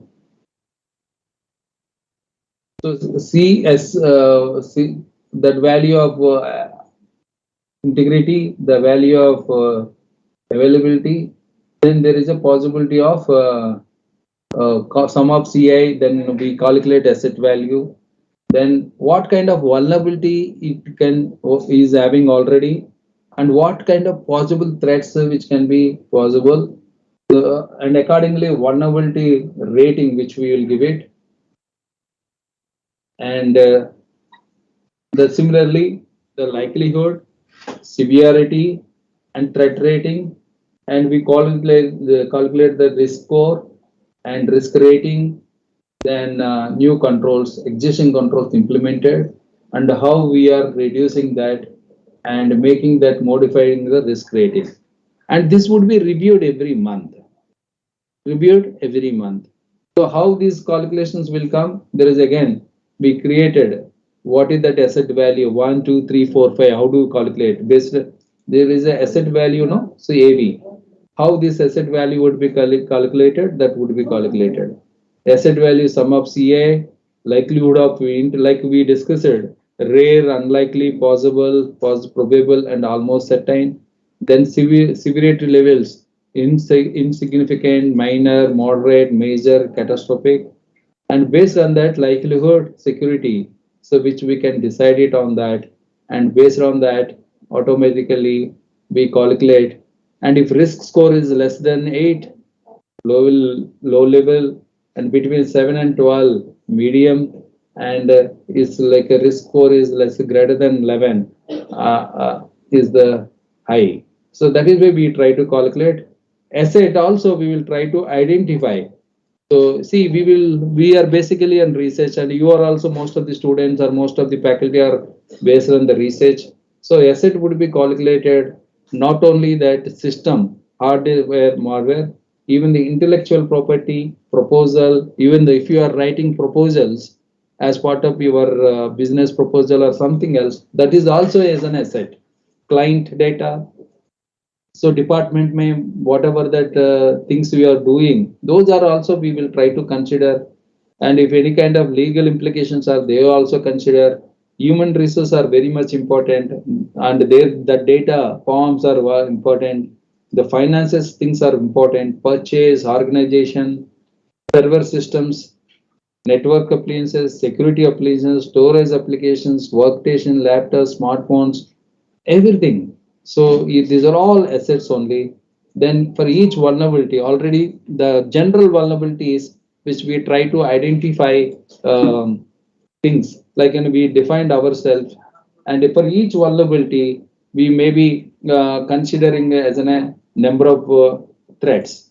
So the threats would be defined by them respective team lead, and of course there are controls which we try to implement, and this would be mapped with ISO standard document. So this Excel file would be given to each and every system owner, so that they fill it up this application, and we calculate this risk analysis. So for managing the risk, you should have a kind of an understanding about that what kind of vulnerabilities. These vulnerabilities are not only with respect to kind of an technically, because technical vulnerabilities anyway we required. Then administrative vulnerabilities, when you implementing technical thing, there are physical security will come, administrative security come, those vulnerabilities also need to be identified. And management vulnerabilities, managerial vulnerabilities also you need to identify. For each vulnerability, what are the possible threats should be identified. Each threat should be identified, that those threats could be calculated, then risk could be calculated, then qualitative analysis, quantitative risk analysis, and if physical, then AROs, total cost of this one occurrences, all these SLE, single loss expectancy, annual revenue things will be calculated and implemented this. Those who understand their assets, those who manage it, that's where asset register and risk register is must. If these two things are happened in any organization, and they may be completing their cyber security with respect to the ISO requirements 27001, they were mostly satisfied 80%, because understanding the vulnerabilities, understanding threats itself, you are understanding, you are able to understand the gap areas. If you know the gap areas, you definitely try to implement your countermeasures. These countermeasures could be a part of reducing the risk management only, or transferring the risk management, or accepting the risk management, or sometimes avoidance of the risk. So all is part of the management process. So that is where I hope you understood these concepts. So we only discussed about that, the terms and concepts and importance of the risk management. If you can have any kind of doubts or questions, you may ask it, so that I can answer the things. But while you are practically implemented, see, if they are practical, what kind of practicals you required? You may be required a kind of an understanding the vulnerabilities. That means you should have a knowledge on vulnerability scanners. The vulnerability scanners, you know that. So with respect to application, with respect to systems, with respect to the services, they are different. One tool may work for good for application, another tool work for the systems, another tool maybe work for the your firmware and other services. Like if you take that, when you are looking about the applications, applications are different. A simple web application, a simple web service, or a kind of an nowadays APIs are evolving to integrating to like when we are moving to the web 3.0, there could be a mini services. So that is where the separate services, separate scanners would be there. So understanding each vulnerability after scanning, so you need to expect number of threats, and you need to understand exploits. You need to understand payloads.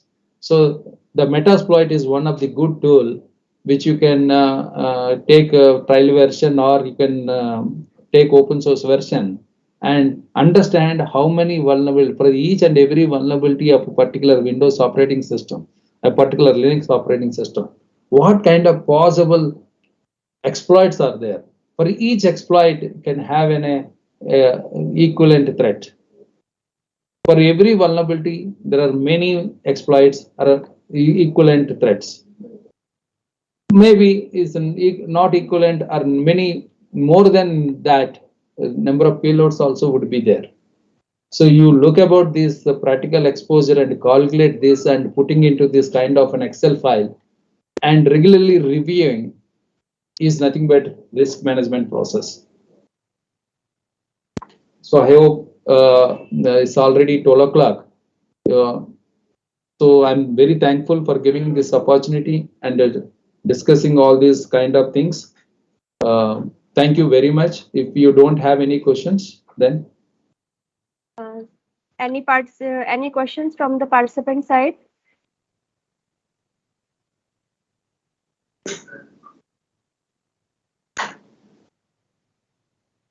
Okay, so thank you, sir.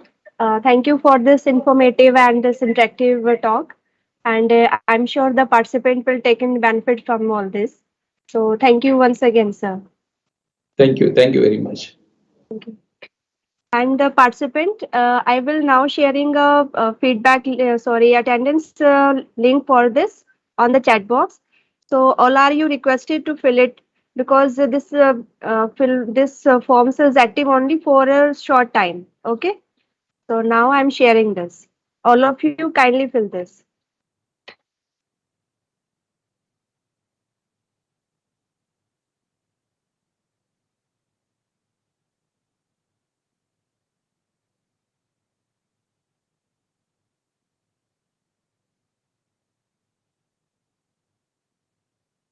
So thank you all the participant. And in the afternoon, we have another session at 2:30. So all of you please join there. Now I am leaving. Thank you all. Thank you once again.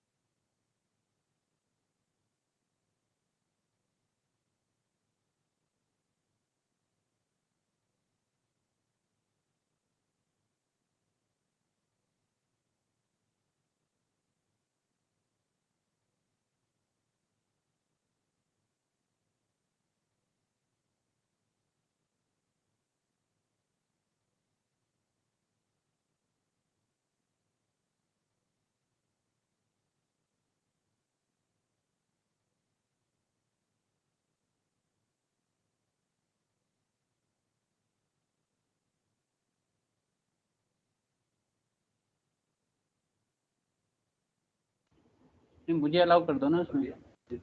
हाँ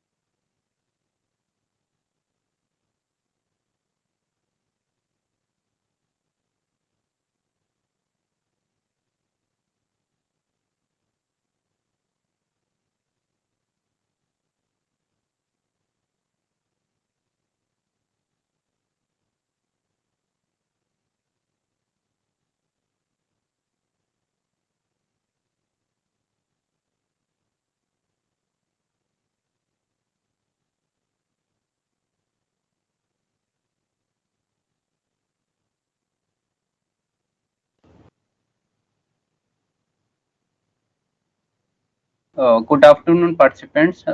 Next session will start in 2 or 3 minutes, right?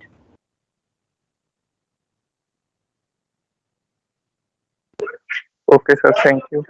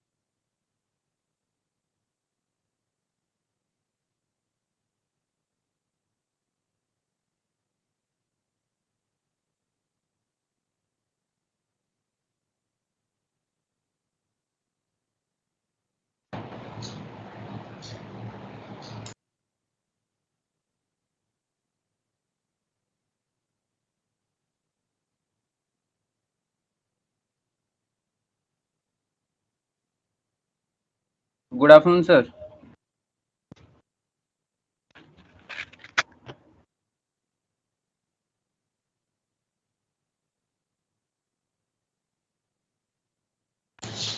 हाँ जी, good afternoon. Just let me check up my camera. Na, there is some problem Right. with my camera. Am I audible?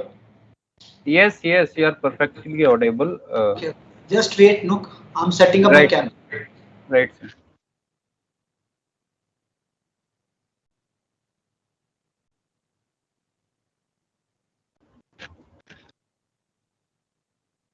It's working, sir, properly.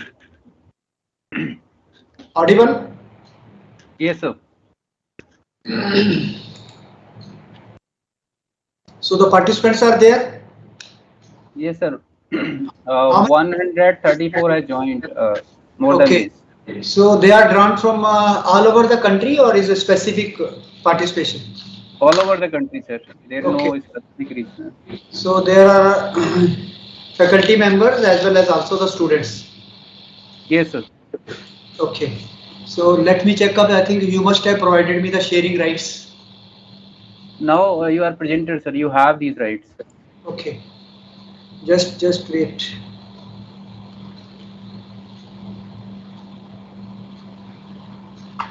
Uh,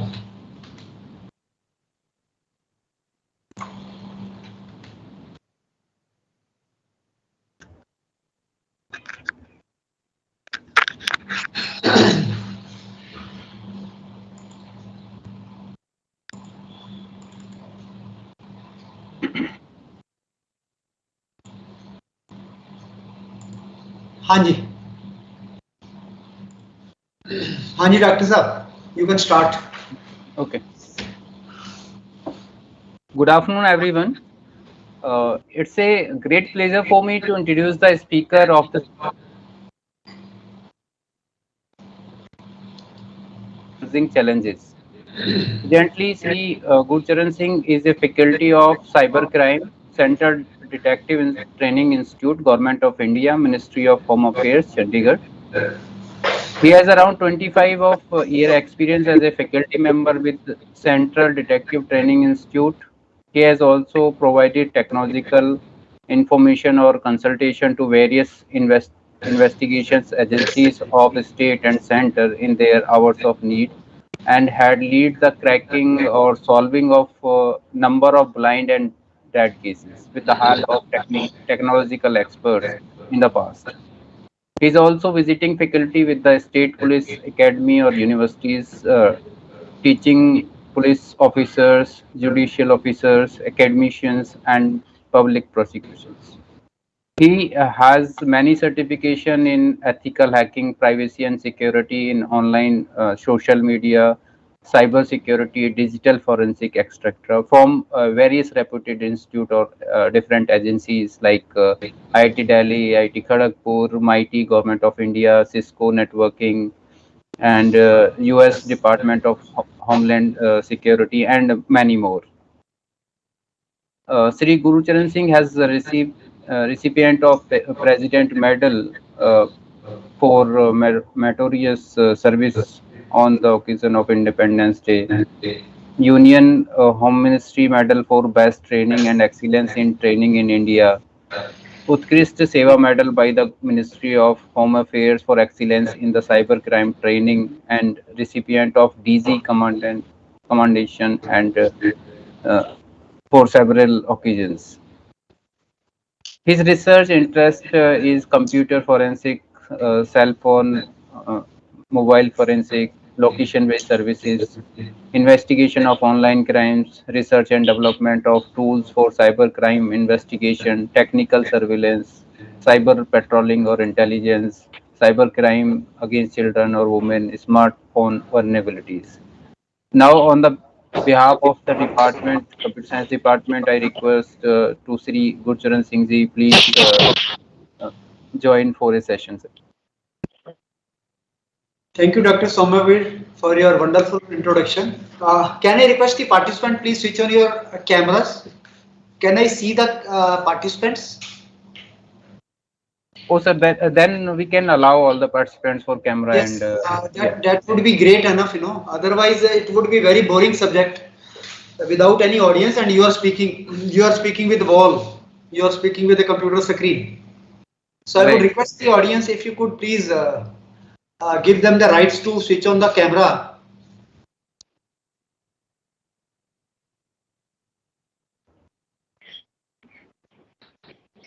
Okay, sir, then we are allowing to all the participants for camera and mic also. Allowed, sir.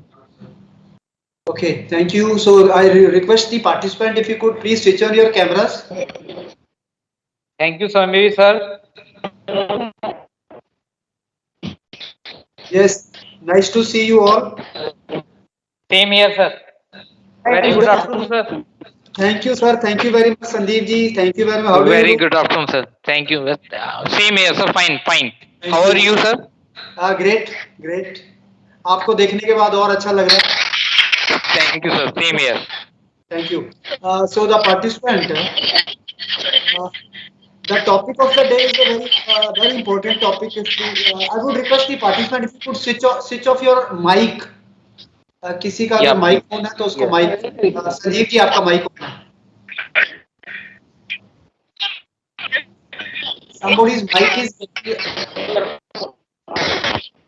किसी का mic है बीच में. Yes, thank you. So the participant, my topic is today about cyber frauds and the challenges being faced by the law enforcement agency. Dr. Somavir has already introduced me. I am working with the Ministry of Home Affairs, Government of India, Central Detective Institute. I am an expert in the field of cybercrime and mobile phone vulnerability. So I am also providing services to the law enforcement agencies directly or indirectly in cracking many cases. So one thing I would like to pose before you, that I work with 100% success. 100% success, not in the field of cybercrime investigation only. You bring any case, maybe it's a burglary, dacoity, murder, suicide, or even a traffic accident. All those cases are having a cyber input or a dimension. You might agree, you know, now the technological input or a cyberspace inputs are very valuable. So the beauty of the digital evidence, you know, you must have heard about the digital evidence. What is a digital evidence, you know? Anything which is stored in the computer or some digital devices and is contraband to the crime. So the beauty of the digital evidence is that it will never become hostile. आपको मालूम होगा ना, हमारे ज्यादातर cases में जब law enforcement agency कभी prime witnesses को कंसीडर करती है ना अपनी इन्वेस्टिगेशन में या ट्रायल के दौरान, बहुत सारे केसेस में are witnesses are getting hostile. कई केसेस में तो मैं आपको बताना चाहूंगा, मॉर्निंग में एविडेंस देती है विटनेस, मॉर्निंग में डिपोज करती है कोर्ट में, एग्री करती है, कन्फेशन करती है, sir he was there present at the scene of crime, but afternoon में कई केसेस में होस्टाइल हो जाते हैं, प्रेशर आता है ऊपर से, होस्टाइल, वो बैक ट्रैक कर लेते हैं, sir I am not involved और I have never seen the criminal at the scene of crime. So when the offenders are getting hostile or the witnesses are getting hostile, at that time, you know, the digital and the technological evidence come to our rescue.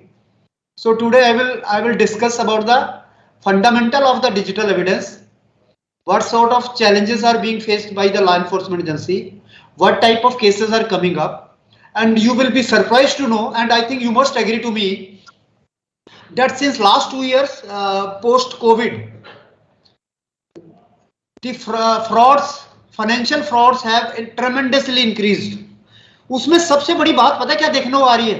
वो ये आ रही है, the victims are very educated person. I have received a case yesterday where the victim is head of the computer science department of one of the university in South India.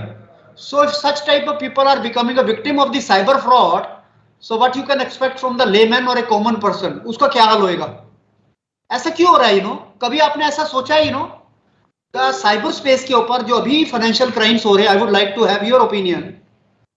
ऐसा trend आ गया पीछे, मैं daily देखता हूं, मेरे को कुछ विक्टिम है जो डॉक्टर्ड मिलते हैं, इंजीनियर्स मिलते हैं और कंप्यूटर साइंस लिटरेट मिलते हैं। ऐसा क्यों हो रहा है? Those literate people are becoming a victim of a cyber fraud. कोई बताएगा आप अपना ओपिनियन शेयर करना चाहेंगे? Anjali ma'am, do you have anything to say? आप मानते हो इस बात को? Sir Somnath Sinha sir,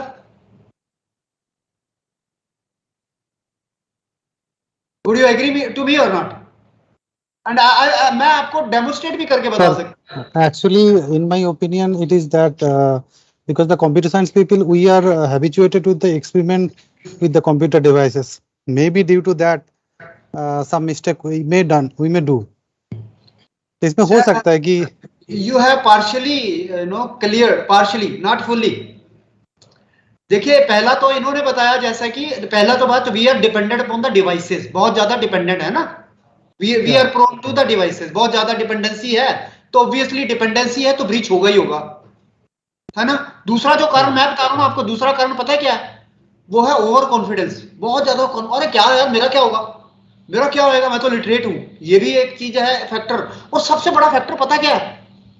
criminals are not tech savvy sir. मेरा ओपिनियन मैं बता रहा हूं, जो अभी criminals which are operating in the cyber space, who are committing crimes, no, they are not tech savvy, not at all. एक चीज में बड़े स्ट्रॉन्ग है, वो पता है, सोशल इंजीनियरिंग। इतनी जबरदस्त सोशल इंजीनियरिंग करते हैं वो, आपको इतना कन्विंस कर देंगे, आप हैरान हो जाओगे समझ के भी, इतना ट्रैप में आ जाओगे उनके। मेरे पास अभी पीछे केस आया लुधियाना से। Ludhiana, you might have heard, is industrial city of the Punjab. Case में क्या, somebody, some account holder of the State Bank of India went to the bank में गया। वो बैंक में क्या बोला, उसका एटीएम कार्ड नहीं काम कर रहा था, ठीक, ATM card was not working well. वो बैंक में गया, सर मेरा एटीएम कार्ड कभी कभी काम करता, कभी काम नहीं करता, सर आप इसके बदले में नया कार्ड इशू कर दीजिए। बैंक ने क्या बोला, प्लीज फाइल एक फॉर्म दे दिया उसको, इस फॉर्म को भर के दो। उसने बैंक के अंदर उस फॉर्म को भर के दे दिया। बैंक ने बोला okay, you can keep your old card with you, आप इसको ऑपरेट कीजिए जैसा ऑपरेट करता है, आप 20 दिन के अंदर अंदर you will receive A card at your home address, जो आपने रेसिडेंशियल एड्रेस दिया हुआ है, फॉलोड बाय ए पिन। अब वो कार्ड देके, मतलब वो क्या किया, उसने एप्लीकेशन देके बैंक में वापिस आ गया वो। अब बैंक में एप्लीकेशन देके जब वो वापिस आया ना, उसके 1 घंटे के बाद उसके मोबाइल फोन के ऊपर कॉल आ रही है और एक लड़की बोल रही है मीठी आवाज में। लड़की बोल रही है, sir welcome to State Bank of India sir, is it the right time to speak to you? कहते हाँ जी, वेरी राइट टाइम सर। लड़की क्या बोल रही है, sir we have received a request from your side that your ATM card is not working, so I am going to issue a new ATM card, but before issuing a new ATM card I would have some verification, मैं कुछ verification करना चाहूंगी। अब बताइए इसको कोई शक जाएगा क्या, इसको अकाउंट होल्डर को कोई शक जाएगा? कोई फ्रॉडुलेंट कॉल हो सकती है, कोई शक जाएगा सर? एक घंटा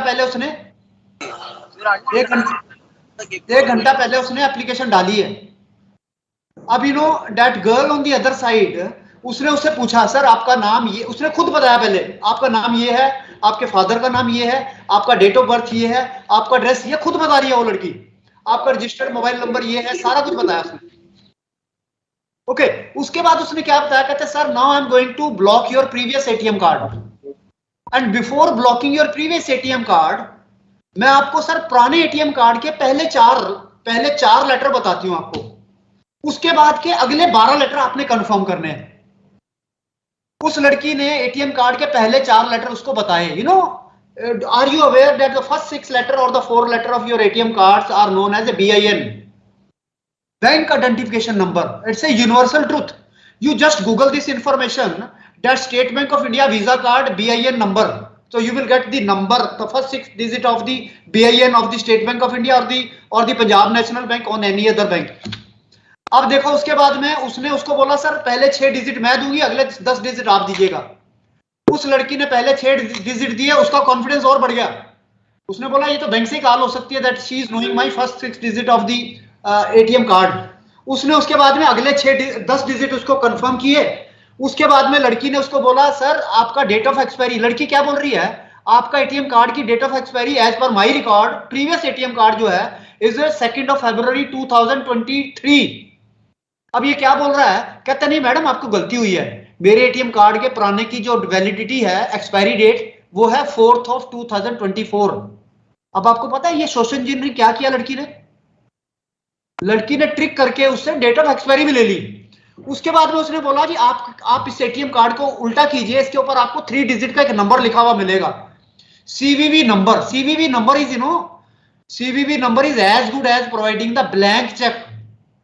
और कुछ आपके जो कार्ड्स है ना, उसमें अगर आप इंटरनेशनल ट्रांजैक्शन करते हो तो इवन उसमें OTP की भी जरूरत नहीं है, it does not require OTP even.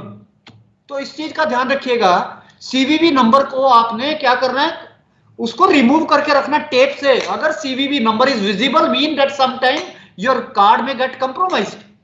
अब उसने उससे CVV नंबर भी ले लिया। उसके बाद वो लड़की क्या बोल रही है, सर अभी आपके मोबाइल फोन पे एक OTP आएगा, वेरिफिकेशन OTP, जिसके बाद आपका नया कार्ड इशू हो जाएगा, कल वो OTP मेरे को शेयर कर देना। अब इसके मोबाइल के ऊपर उसने कॉल काटी, एक OTP आया, इसने वो OTP शेयर कर दिया, फिर कॉल आई, कहते सर OTP तो आपने शेयर किया था, वो प्रॉपर काम नहीं कर रहा, एक्सपायर हो गया, एक और OTP आएगा, वो भी शेयर कर देना। उसने दूसरा OTP भी शेयर कर दिया। अरे सर उसके बाद में क्या हुआ sir, there were 2 transactions which were carried out against his State Bank of India account. Those 60,000 पे 62,000 rupees were siphoned off his ATM card. अब एक चीज मैं जानना चाहूंगा, from where this information is being compromised, do you know from where this information is being compromised? It means there are many channels which are involved in between. Maybe the bank sectors, maybe the bank has outsourced some complaints, this issuance of the new credit card or debit card, ये सारे के सारे outsourced हैं, third party हैं सारे के सारे, कहीं ना कहीं से हमारी इंफॉर्मेशन ब्रीच हो रही है। और मैं तो बोलता हूं सर हम खुद ही कारण होते हैं अपनी इंफॉर्मेशन को ब्रीच करने के लिए। अब मैं डेमो में भी बहुत सारी चीजें दिखाने वाला हूं।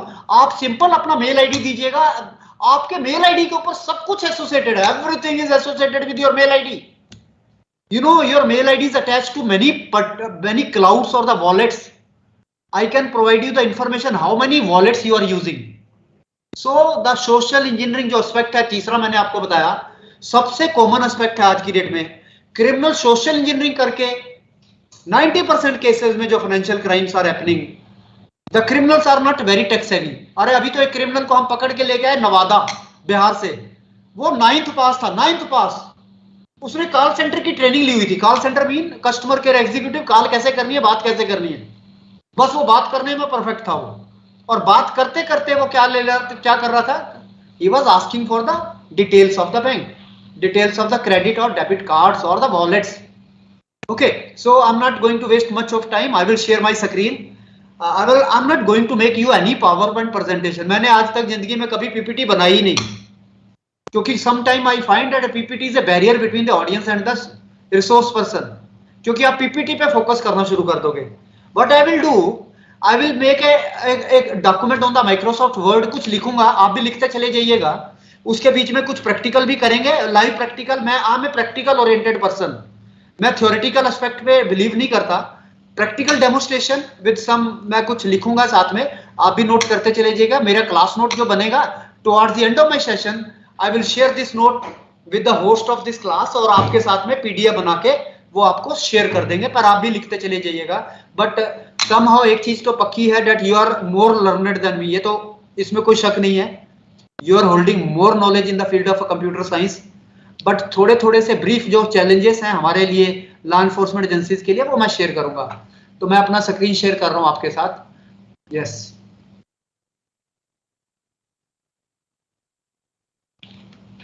Hopefully my screen is visible to you. Yes sir. हाँ, तो अभी मैं थोड़ा एक काम करता हूं, क्योंकि मेरे को जब मैंने स्क्रीन शेयर किया है ना, ऑडियंस बहुत कम नजर आ रही है, तो मैं थोड़ा सा इसको जूम कर लेता हूं।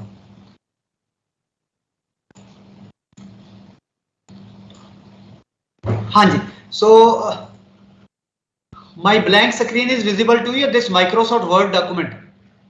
तो आप अभी देखिएगा, as per the current trend of the cyber crimes, the financial crimes have tremendously increased. और फाइनेंशियल क्राइम्स के अंदर जो सबसे बड़ा ट्रेंड क्या मिला, that the criminals are not very tech savvy, they are targeting the public on the basis of the social engineering attacks. Social engineering attacks के लिए they require basic information about the victims. आपकी basic information कहां से, from where they are getting the information about you? It is you people only who is contributing on the social media platform और on the cyber space. ये हम खुद ही contribute कर रहे हैं। आप देखिए, most of us are having many applications on the mobile phone devices, and those applications are big known for the stealing of the information. हमारे कंप्रोमाइज ज्यादातर वही एप्लीकेशन हमारे मोबाइल फोन पे करे चले जा रहे हैं। ठीक है, अब मैं आपको बताना चाहूंगा, ये सोशल इंजीनियरिंग अटैक और फाइनेंशियल क्राइम्स इंक्रीज हो रहे हैं, और खास करके सबसे बड़े जो विक्टिम बन रहे हैं पिछले 3-4 सालों के अंदर, ज्यादा विक्टिम कौन बन रहे हैं? वो बन रहे हैं वुमेन एंड द चिल्ड्रन। ऐसे केसेस आ रहे हैं where the women and the children are becoming victim of the cyber space और द साइबर क्राइम्स। मेरे पास बहुत सारे केसेस आते हैं। अभी एक मेरे पास केस आया Mohali, as a part of the tri city, जहां पे 8 साल की बच्ची विक्टिम बन गई। 8 साल की बच्ची के बारे में आप सोच सकते हो। somebody has lured that girl 8 years of age and tried to have a physical contact, and thereafter उसको किसमें करना था? ह्यूमन ट्रैफिकिंग के अंदर। ह्यूमन ट्रैफिकिंग के अंदर सबसे बड़ा रोल प्ले आज की डेट में कर रहा है वो है साइबर स्पेस। तो साइबर स्पेस के ऊपर अब विक्टिम जो है ज्यादातर बच्चे बन रहे हैं। हमारी नाक के नीचे हमें पता ही नहीं, हमारे घर में बच्चास are alone and those children are nowadays dependent upon the devices। आप देखिए कोविड में तो डिपेंडेंसी ऑन द डिवाइसेस के बारे में एक उनको एक्सक्यूज मिल गया, अभी तो कंप्यूटर के ऊपर काम करना ही करना है, मोबाइल फोन के ऊपर काम करना ही करना है। एंड उसके भी बाद में those people are never shoulder by the parents.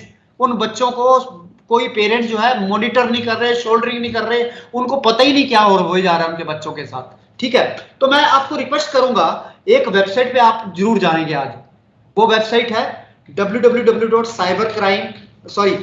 ncrb.gov.in। National crime record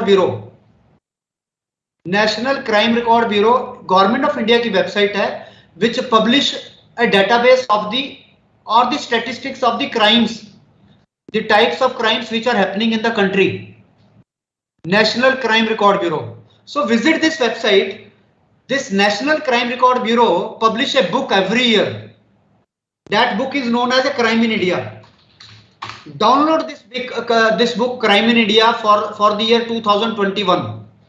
and in this crime in India आपको मिलेगा sir type of crimes which are happening in the country. किस किस प्रकार के क्राइम्स जो हैं वो इंडिया के अंदर हो रहे हैं, और उन क्राइम्स के अंदर साइबर क्राइम्स कितने हैं। ओके, तो मैं ऐसा इसलिए बोल रहा हूं ताकि आपको पता लगे आपकी स्टेट के अंदर, आपके एरिया के अंदर which type of crimes are happening, particularly the cyber crime. आप जब इस किताब के ऊपर जाओगे ना, जो हर साल पब्लिश होती है, इसमें एक और चीज मिलेगी आपको, most of the cyber crimes are not reported. ज्यादातर साइबर क्राइम जो है रिपोर्ट ही नहीं होते। क्यों नहीं होते? इसके पीछे रीजन क्या है? 40% cyber crimes are not reported. Reason क्या है इसके अंदर? रीजन यही है, पहला रीजन है सोशल स्टिग्मा।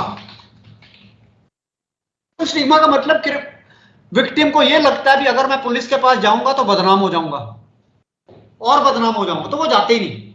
मेरे पास अभी एक केस आया, डेट केसेस ऑफ हरियाणा। एक रिटायर्ड, एक ब्यूरोक्रेट रिटायरी जिसकी उम्र थी 65 years, was honey trapped. Okay, एक लड़की ने मतलब कि so called posed as a girl on a Facebook, offered him a friendship request. He was a retiree person and उसके बच्चे वगैरह सब सेटल्ड अब्रॉड में। उसने क्या किया? He accepted that friendship request and there after that girl started chatting with him. और chat करते करते पहले रिलेशनशिप फॉर्मल थे, फॉर्मल के बाद में टेक्सटिंग करते करते सेक्सटिंग में आ गए, और सेक्सटिंग करते करते बाद में वीडियो चैटिंग पे आ गए। वीडियो कॉल के अंदर उस लड़की ने क्या किया? पहले बोला इसको भी आप अपनी, उसने अपने she removed her cloth, so called girl removed her cloth, और वो रिकॉर्डेड वीडियो थी, लाइव वीडियो थी नहीं वो। इसको बोला भी अब आप भी अपने कपड़े उतारिए। इसने अपने कपड़े उतारे, उसके बाद में उस वीडियो को उसने क्या कर लिया? स्क्रीन कैप्चर, स्क्रीन रिकॉर्डर से रिकॉर्ड कर लिया, and there after she started extorting. और पता है कितने पैसे ले लिए उसने? 66 lakh rupees he has taken away from that retiree पर। 66 lakh rupees. Still he is asking for the money, अभी भी पैसे मांग रहा है। अब do you feel that this old age person और the retiree will go to the police station and file a complaint? क्या जाएगा? He will never go. Social stigma. अब वो लड़की क्या बोल रही है? कहती है अगर आप पैसे नहीं दोगे मेरे को तो मैं क्या करूंगी? I will upload your clip on the social media. और उसके पास इसके सारे कंटेक्ट से, सारे कंटेक्ट की इंफॉर्मेशन थी। फेसबुक में जितने भी दोस्त थे, जितने भी फ्रेंड्स थे, she was carrying information of all those contacts. अब ये बंदा पुलिस स्टेशन में नहीं जा रहा, 66 लाख रुपए लेने के बाद भी she is asking for a money. उसके बाद में one of the common friend, उसके दोस्त थे और मेरे भी जानकार थे, उन्होंने मेरा रेफरेंस दे दिया। ही रैंग मी अप। कॉल करने के बाद इन्होंने मेरे को बोला, कहते गुरचरण जी, मतलब बड़ी मुश्किल से बोला, मैं आपसे कुछ डिस्कस करना चाहता हूं, पर्सनली डिस्कस करना चाहता हूं, आपके ऑफिस में आना चाहता हूं। He was living in one of the district in Haryana. Special चल के मेरे पास ऑफिस में आए, बड़ी मुश्किल से उन्होंने सारा बयान किया। कहते जी मेरी किसी ने वीडियो रिकॉर्डिंग बना ली, my nude picture is videos with her and she is blackmailing me, kindly मेरे को बचाइए। मैंने उनको बोला, मैंने कहा सर क्या आपने पुलिस में कंप्लेंट दर्ज कराई? अब बोलते सर अगर पुलिस में कंप्लेंट दर्ज करवानी थी तो मैं आपके पास क्यों आता, क्योंकि मेरे को तो और बदनामी हो जाएगी सर वहां जाके। वो तो मेरे को डरा रही है, अभी पुलिस के पास जाओगे तो और मारे जाओगे। मैं सारे कंटेक्ट आपके सब कंटेक्ट के साथ वीडियो शेयर कर लूंगी। मैंने इनको बोला सर, मैंने कहा until you go to the police station file a complaint nobody will come to your rescue. मैं आपको बता दूंगा अपराधी आपका मेघालय में बैठा हुआ है, क्या आप अपराधी को जाके पकड़ लोगे? मैंने कहा नहीं पकड़ सकते। फिर कहते सर मेरे को बचा दीजिए, मेरे से और पैसे ना मांगे। मैंने कहा सर पैसे छोड़िए, मैं आपके पुराने पैसे वापस दिलवाऊंगा। अब मैंने उनको बोला sir file a complaint first. अब बोलते sir he was finding resisting for filing a complaint. कहते सर कंप्लेंट करूंगा तो मेरी बदनामी ना हो जाए। मैंने कहा सर बदनामी नहीं होगी, government of India has created a special dedicated portal, online portal for filing a complaint. You need not to go to the police station. आपको पुलिस स्टेशन जाने की जरूरत ही नहीं है, गवर्नमेंट ऑफ इंडिया ने पोर्टल ही बना दिया। अब मैंने उनको मोटिवेट करके उनकी कंप्लेंट रजिस्टर कराई and you everybody need to know, आप सबको मालूम ही होगा वो पोर्टल कौन सा है। अभी पुलिस स्टेशन में जाने की जरूरत ही नहीं है आपको, सिंपली ऑनलाइन पोर्टल में जाइए। If you are becoming a victim of any cyber crime और a financial crime, visit this portal and file a complaint. You will be provided the docket number, और उसके बाद में आप अपनी कंप्लेंट को चेंज भी कर सकते हो, आपको स्टेटस भी पता लगेगा। और वो ऑनलाइन पोर्टल है www.cybercrime.gov.in। This website has been created by the Government of India, Ministry of Home Affairs, for filing a online complaint. Okay, and in this cyber crime online portal, reporting portal, एक special dedicated space दिया है उसमें crime against women and children, क्योंकि सबसे ज्यादा vulnerable वही है। उनके लिए एक स्पेशल एक सेक्शन ही बना दिया, crime against women and children. उस सेक्शन के अंदर आप जाके रिपोर्ट अनोनिमसली कर सकते हो। रिपोर्ट अनोनिमसली मीन आपको वहां पे जो भी रिपोर्टिंग करोगे, you need not to disclose your details. Anonymous reporting, nobody is going to ask you police station में आ जाओ, आप अपने यहाँ पे आके अपना नाम बताओ, अपनी कंप्लेंट देके जाओ। Your complaint will be kept anonymous, ठीक है। तो मैं अगर किसी ने नहीं देखा तो एक बार देख सकता है। मैं आपको cybercrime.gov.in देखिएगा। इस पोर्टल के अंदर cyber crime online reporting portal, इसमें आपको ये देखिएगा report crime against children and women, ये देखिए स्पेशल सेक्शन है। इसी के अंदर आ रहा है आपको ऑप्शन मिल रहा है रिपोर्ट अनोनिमसली, ओके। और for the other kind of complaint you can click on this report other cyber crime. तो मतलब दोनों केसेस में आप ये कंप्लेंट ऑनलाइन पोर्टल के ऊपर जाके करनी है, जिसमें आपको ये डर रहता है कि पुलिस स्टेशन में जाके एक्सपोज हो जाऊंगा, उससे बच जाओगे, ठीक है। इस केस में मैंने उसको मोटिवेट किया, उसने ऑनलाइन कंप्लेंट दर्ज कराई and his complaint was marked to one of the district cyber police station and the incharge of that cyber police station was known to me. I personally pursue किया मैंने इसकी complaint को। उसके बाद में इस बंदे को ट्रैक करते करते हमने इसको पकड़ लिया। पता कहां से पकड़ के लेके आए इसको? हम इसको पकड़ के लेके आए हम नॉर्थ ईस्ट से। अब पकड़ के लेके आए। अब देखो, इसने जो फेसबुक का अकाउंट बनाया हुआ था ना, उसमें इतनी ब्यूटीफुल पिक्चर लगाई हुई थी, ऐश्वर्या राय को भी मात दे रही थी वो। जब इसको पकड़ के लेके आए, उसके सामने पेश किया हमने, जिसके 66 लाख रुपए लूटे थे। अब इसको देख के वो हैरान हो गया, कहते ये बंदा, ये लड़की, he was posing as a girl, कहते ये थी लड़की। वो पता कौन निकला? नाइजीरियन निकला। ही वाज ए ब्लैक पर्सन। कहते ये बंदा, इसने मेरे साथ फ्रॉड किया है। तो mean that there is utmost anonymity in the field of a cyber space। तो मतलब reporting is very poor because of A social stigma. और दूसरा कारण क्या है रिपोर्टिंग पुअर होने का? दूसरा कारण ये है sir, the victims are not having confidence in the law enforcement agencies। Confidence ही नहीं होता भी पुलिस कुछ काम कर पाएगी नहीं पाएगी, पुलिस पकड़ पाएगी नहीं पाएगी। They don't have any confidence, okay. तो मैंने आपको बोला NCRB.gov.in पे जाके आपको पता लगेगा, पहला, how many cases are reported online और offline against a cyber crime, number 1। Number 2, जितने केसेस मैंने बोला ना 50% केसेस जो रिपोर्ट हुए, उसमें रेट ऑफ कन्विक्शन क्या है? What is the rate of conviction? You know, इसमें कन्विक्शन किसको बोलते हैं? कितनों को सजा हुई? और असल you will be surprised to know, in more than 90% cases the acquittal is happening। 10% cases में कन्विक्शन हो रही है। Conviction rate is very poor, very poor. अब कन्विक्शन पुअर क्यों है? क्यों पुअर है सर उस केस में? कारण क्या है? Number 1, law enforcement agencies are not very equipped to deal with the cyber crime. और दूसरे केस में क्या है? Digital evidences are not properly collected।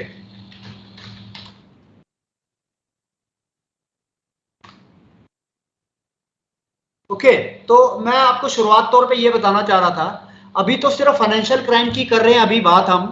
अभी the criminals are taking away the vital information of the many servers which are operating in the country through the social engineering और through the intrusion.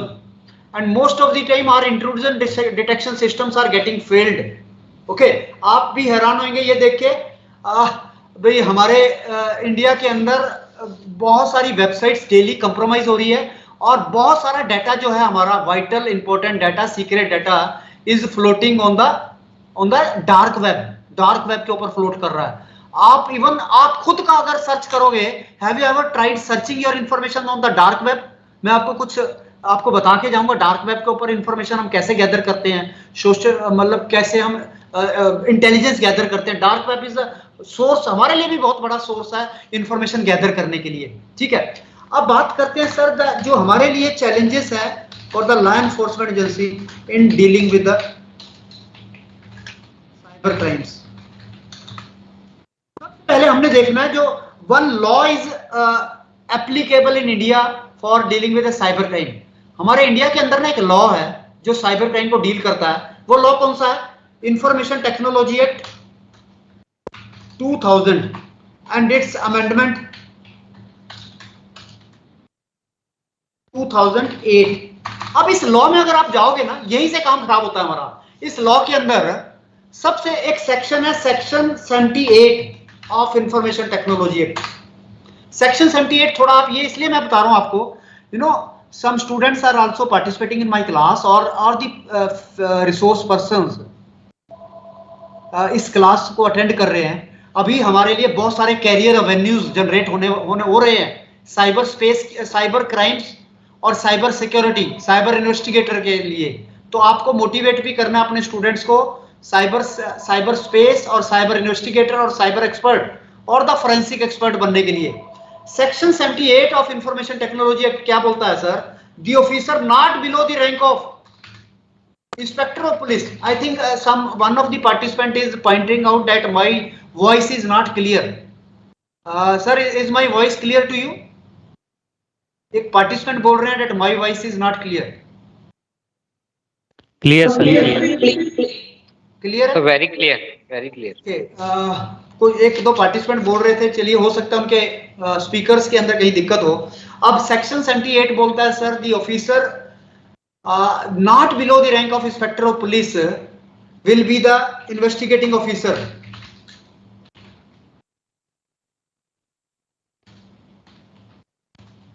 To deal with cyber crimes. तो मतलब एक rank इन्होंने fix कर दिया that cyber crime को deal करने के लिए इंस्पेक्टर ऑफ पुलिस से नीचे का ऑफिसर साइबर क्राइम को डील ही नहीं कर सकता. अब यहां पे प्रॉब्लम पता क्या है? When any complaint is received at a police station about any breach of data or compromise of data, who is the first respondent at the scene of crime? Who is the first respondent at the scene of crime? The first respondent at the scene of crime is most of the time is the ASI or the head constables. Okay, they are not the inspectors or the sub inspectors. So the first respondent who is approaching at the scene of crime, the most of the case is dependent upon the handling of the evidence at the scene of crime.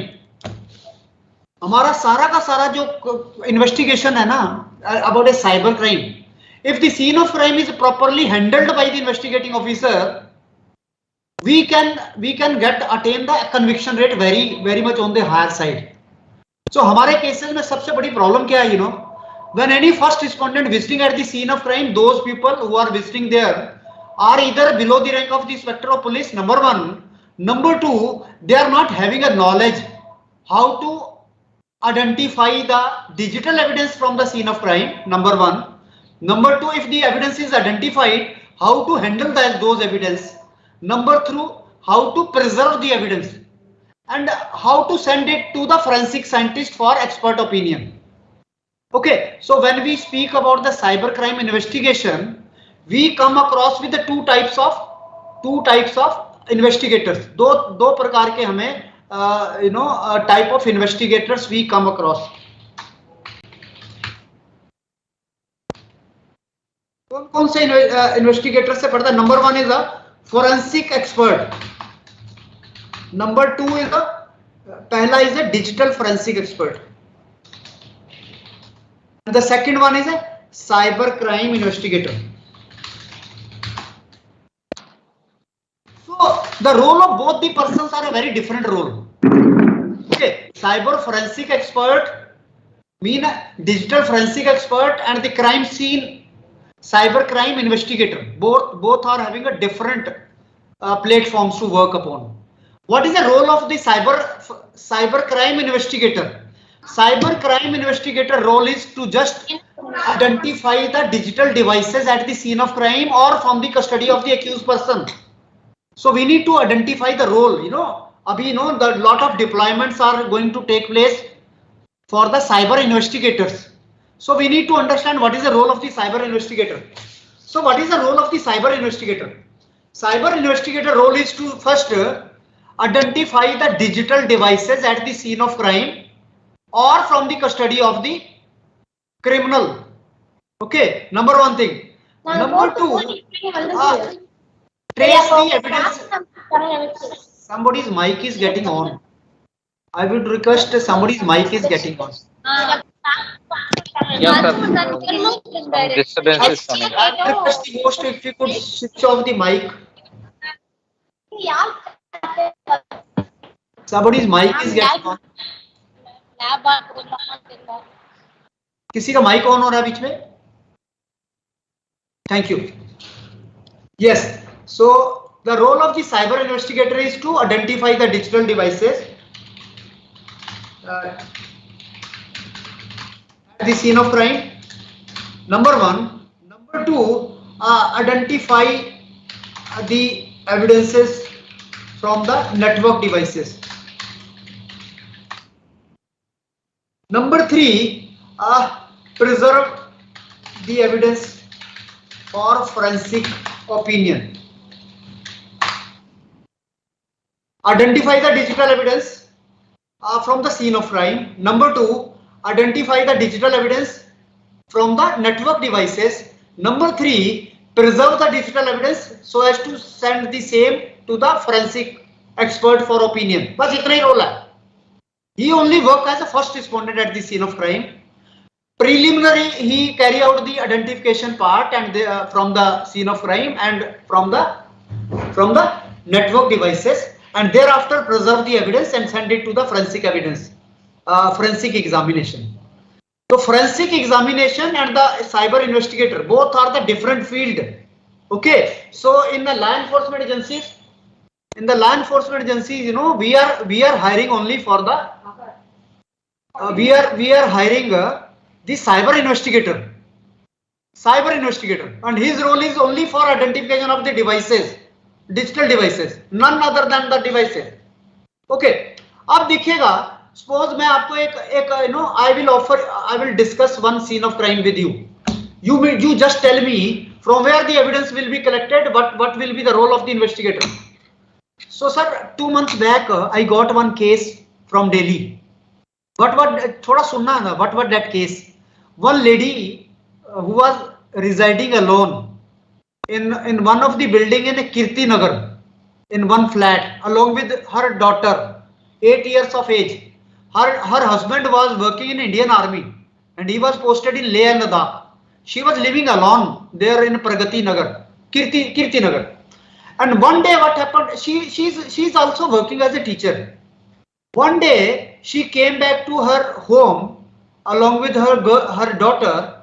उसने क्या किया, घर में आके at 8 o'clock in the evening she switched on the TV. उसने अपने TV को on किया. She was carrying a smart TV. You know, अभी एक और ध्यान रखिएगा, we come across with a smart TV as an evidence. She switched on the smart TV. When she switched on the smart TV, उसने एक serial देखा आधा घंटा. After half an year of watching one serial, what happened, you know? One message pop up on the TV screen, and that message was one very filthy word, very obscene, filthy word, abusive language, followed by the word, no, this one, so and so want to pair with you. One pop-up appeared on the screen of the you know, this smart TV, and that message was this part is a dash is a very filthy word. मेरे को शर्म आएगी आपको बोलते हुए, बहुत abusive word, followed by the word want to pair with you. She immediately switched off the TV, got embarrassed. Her daughter was also sitting along. After 20 minutes again she switched on the TV. Thereafter immediately this pop-up again appeared. The same language was appearing. She switched off the TV and didn't watch on the same day. Uske next day, you know, again when at around 8:30 o'clock in the evening, she switched on the TV. After 15 minutes again that same message appeared. She just explored the settings of the TV, but she was not able to work out from where this message is being originated. She got very embarrassed. Next day she filed a complaint with the police station. Okay, so from the police station, one sub-inspector and one head constable proceeded to the scene of crime at 8 o'clock in the evening. Okay, then they switched on the TV. After 15 minutes of watching the TV, in front of the sub-inspector and the head constable, the same message again appeared. Fill the word followed by this want to pair with you. So the sub-inspector of police explored the settings of the smart TV, but he was not able to figure out who this person is sending the such type of vulgar message. He was not able to figure out who was sending this message. So the head constable rang me up. He was knowing me. He had attended one of my session. He rang me up, sir. We have come across with this case. Sir, we just wanted to identify who this bloody this criminal is who is embarrassing this girl, this lady. So मैंने उनको बोला, मैंने कहा please send me the screenshot of the message, and the screenshot of the message was just simply showing this one, this message followed by this want to pair with you. So immediately after seeing this message, I identified that this message is because of pairing of Bluetooth. Okay, अभी देखिएगा we are using आप सब use करते हैं wireless Bluetooth. Do you use or not? Wireless headphone. Okay, true wireless headphone. Those are very dangerous. Sir, within a 1 minute time, I can hijack your mobile phone device. Since your Bluetooth device, your Bluetooth of your device remain open all the time, isn't it? Do you close your Bluetooth device? No, it remains switched on. Have you ever tried to switch off your Bluetooth after? We are compelled to switch on our Bluetooth because we are making use of headphone. Headphone sync up होगे जब आप Bluetooth चलेगा. अब देखो इससे ये बात पता होगी, एक बात तो clear होगी that this person is the person on the other side is on Bluetooth. He is sending a message over the Bluetooth. So इसमें एक बात और clear हुई that person might be sitting, might be located about 20 meter, about 220 meter near to the location. Okay, the vicinity of the Bluetooth is say around, it can go from 20 meter to 50 meter in some of the cases. So एक बात तो पक्का हो गई that the person is also located within the building itself. So anybody, do you have an idea?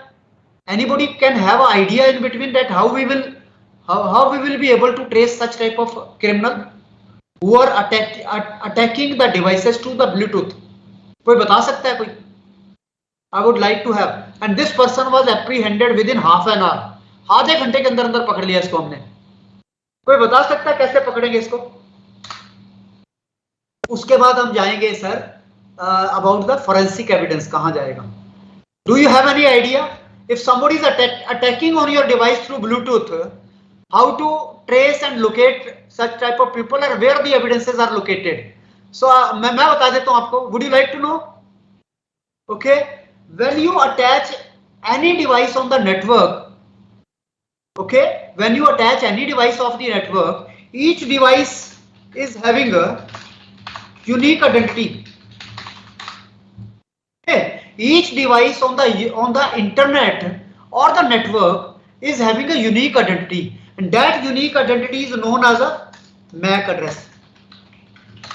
Media access control.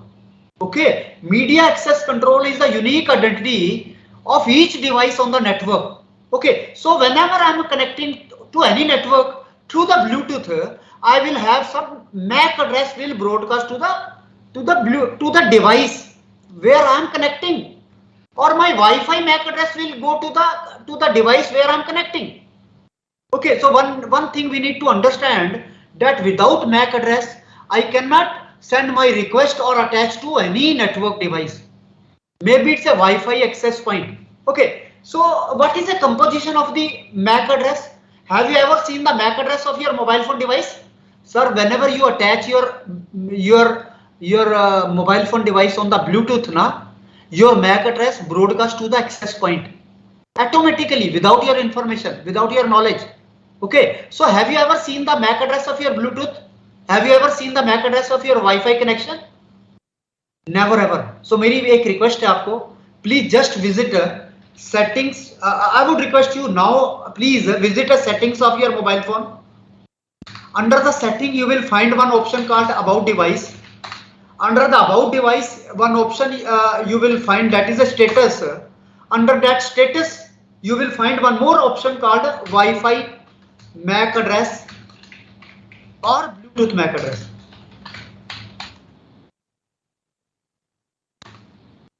Wi-Fi MAC address or a Bluetooth MAC address. Okay, so what is the composition of this Bluetooth or the Wi-Fi MAC address? This MAC address is of 12 digits. MAC address is of 12 digits, and out of those 12 digits, the first 6 digits are known for a manufacturer identity. So first 6 digits of the MAC address are used for identity of the manufacturer of the device, and the next 6 digits are used for device identity. So if I am able to get the MAC address of your device, I will be able to decode the details of the manufacturer as well as the details of the device identity. So I would request one of the participants, if you could switch on your mic and provide me your Wi-Fi MAC address or a Bluetooth MAC address. Wi-Fi MAC address. Can anybody of you provide me the MAC address? So I will show you up the magic. So how we apprehended that person. Are you able to get the MAC address of your mobile phone device? Yes. Or you may even provide a MAC address of your laptop or the desktop, or especially the mobile phone device would be the better choice. Sir, just visit settings, about device, status, Wi-Fi MAC address. Wi-Fi MAC address or the Bluetooth MAC address, both will be the different one. किसी को मिला? Can anybody type in the chat box or can provide me by switching on your mic? कोई दे सकते हैं आप में से MAC address? Sir, anybody is there who can provide me the MAC address?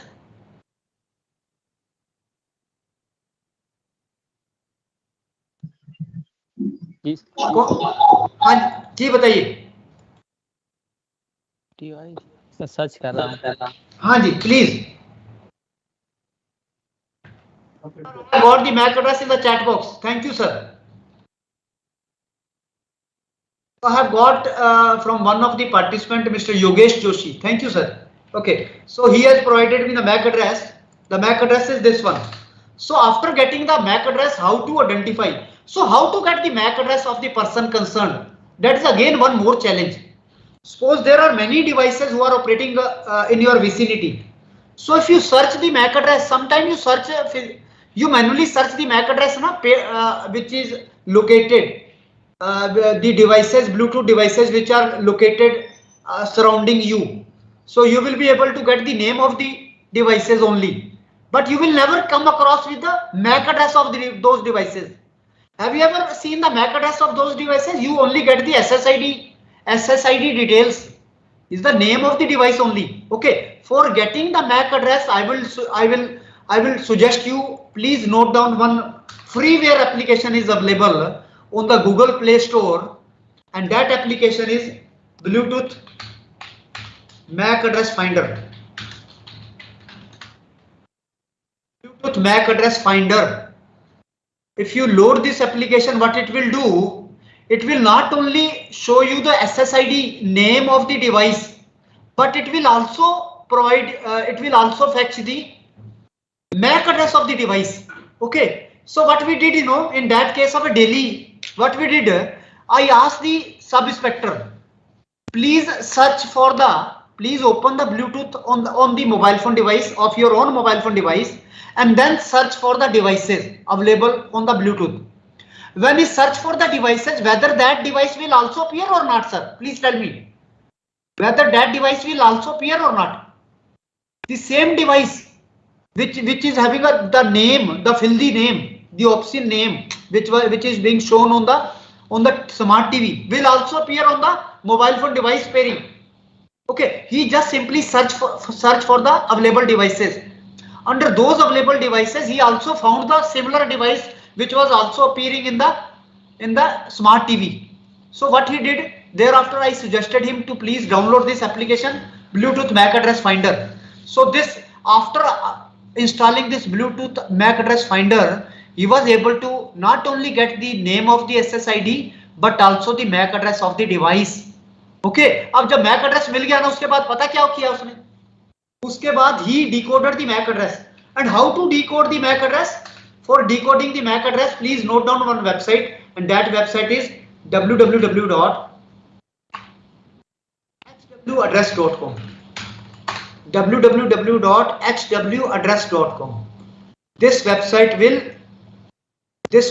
will decode the MAC address into the details of the manufacturer and some other details of the MAC address. So what I am going to do, I am copying this MAC address provided by one of the participant and visiting this website HWaddress. So when I visit this website HWaddress, it is here asking me to enter the MAC address. So I have entered this MAC address and then press search button. So sir, it is, I think MAC address might be some incomplete MAC address that I have got. I will try the other MAC address. Just wait. You need not to provide this hyphen in between. Sometimes this hyphen in between may not be, you may not be able to get. So one of the person who has provided me the MAC address is having an Intel chipset on the computer system. He must have, आपने जिसने भी provide किया होगा, इस case में Intel chipset का MAC address है. But in case if there is any MAC address, अगर आपके मोबाइल फोन का MAC address होगा ना, but in that case you will be able to know the details of the manufacturer of the device. Okay, so जो मैंने आपको बताया ना MAC address, जो अभी दिल्ली वाले केस में, when we decoded the MAC address, it was found to be of Oppo device. जब हमने उसको decode किया तो पता लगा Oppo device. So what we did, sir, we went to the service center of the Oppo. They are keeping the database of the MAC address and correspondingly IMEI numbers also with the MAC addresses. So we went to the service center, provided the MAC address, that this MAC address belongs to the Oppo device. So in turn they provided us the IMEI number. IMEI number is the unique identity of the mobile handset on the GSM network. IMEI number is the International Mobile Equipment Identification Number. Okay, so we got the IMEI number thereafter, and from that IMEI number we were able to identify the person behind using that handset. He was apprehended from the same building within half an hour. Okay, have you ever seen the IMEI number of your device, sir? What is the IMEI number of your device? Is the unique identity of your device. IMEI number is the unique identity of your device. So if your device is lost now, I will show you that your devices can be located or can be identified with on the basis of the IMEI number. Okay, so when you dial *#06# on your mobile phone device, you will get the IMEI number.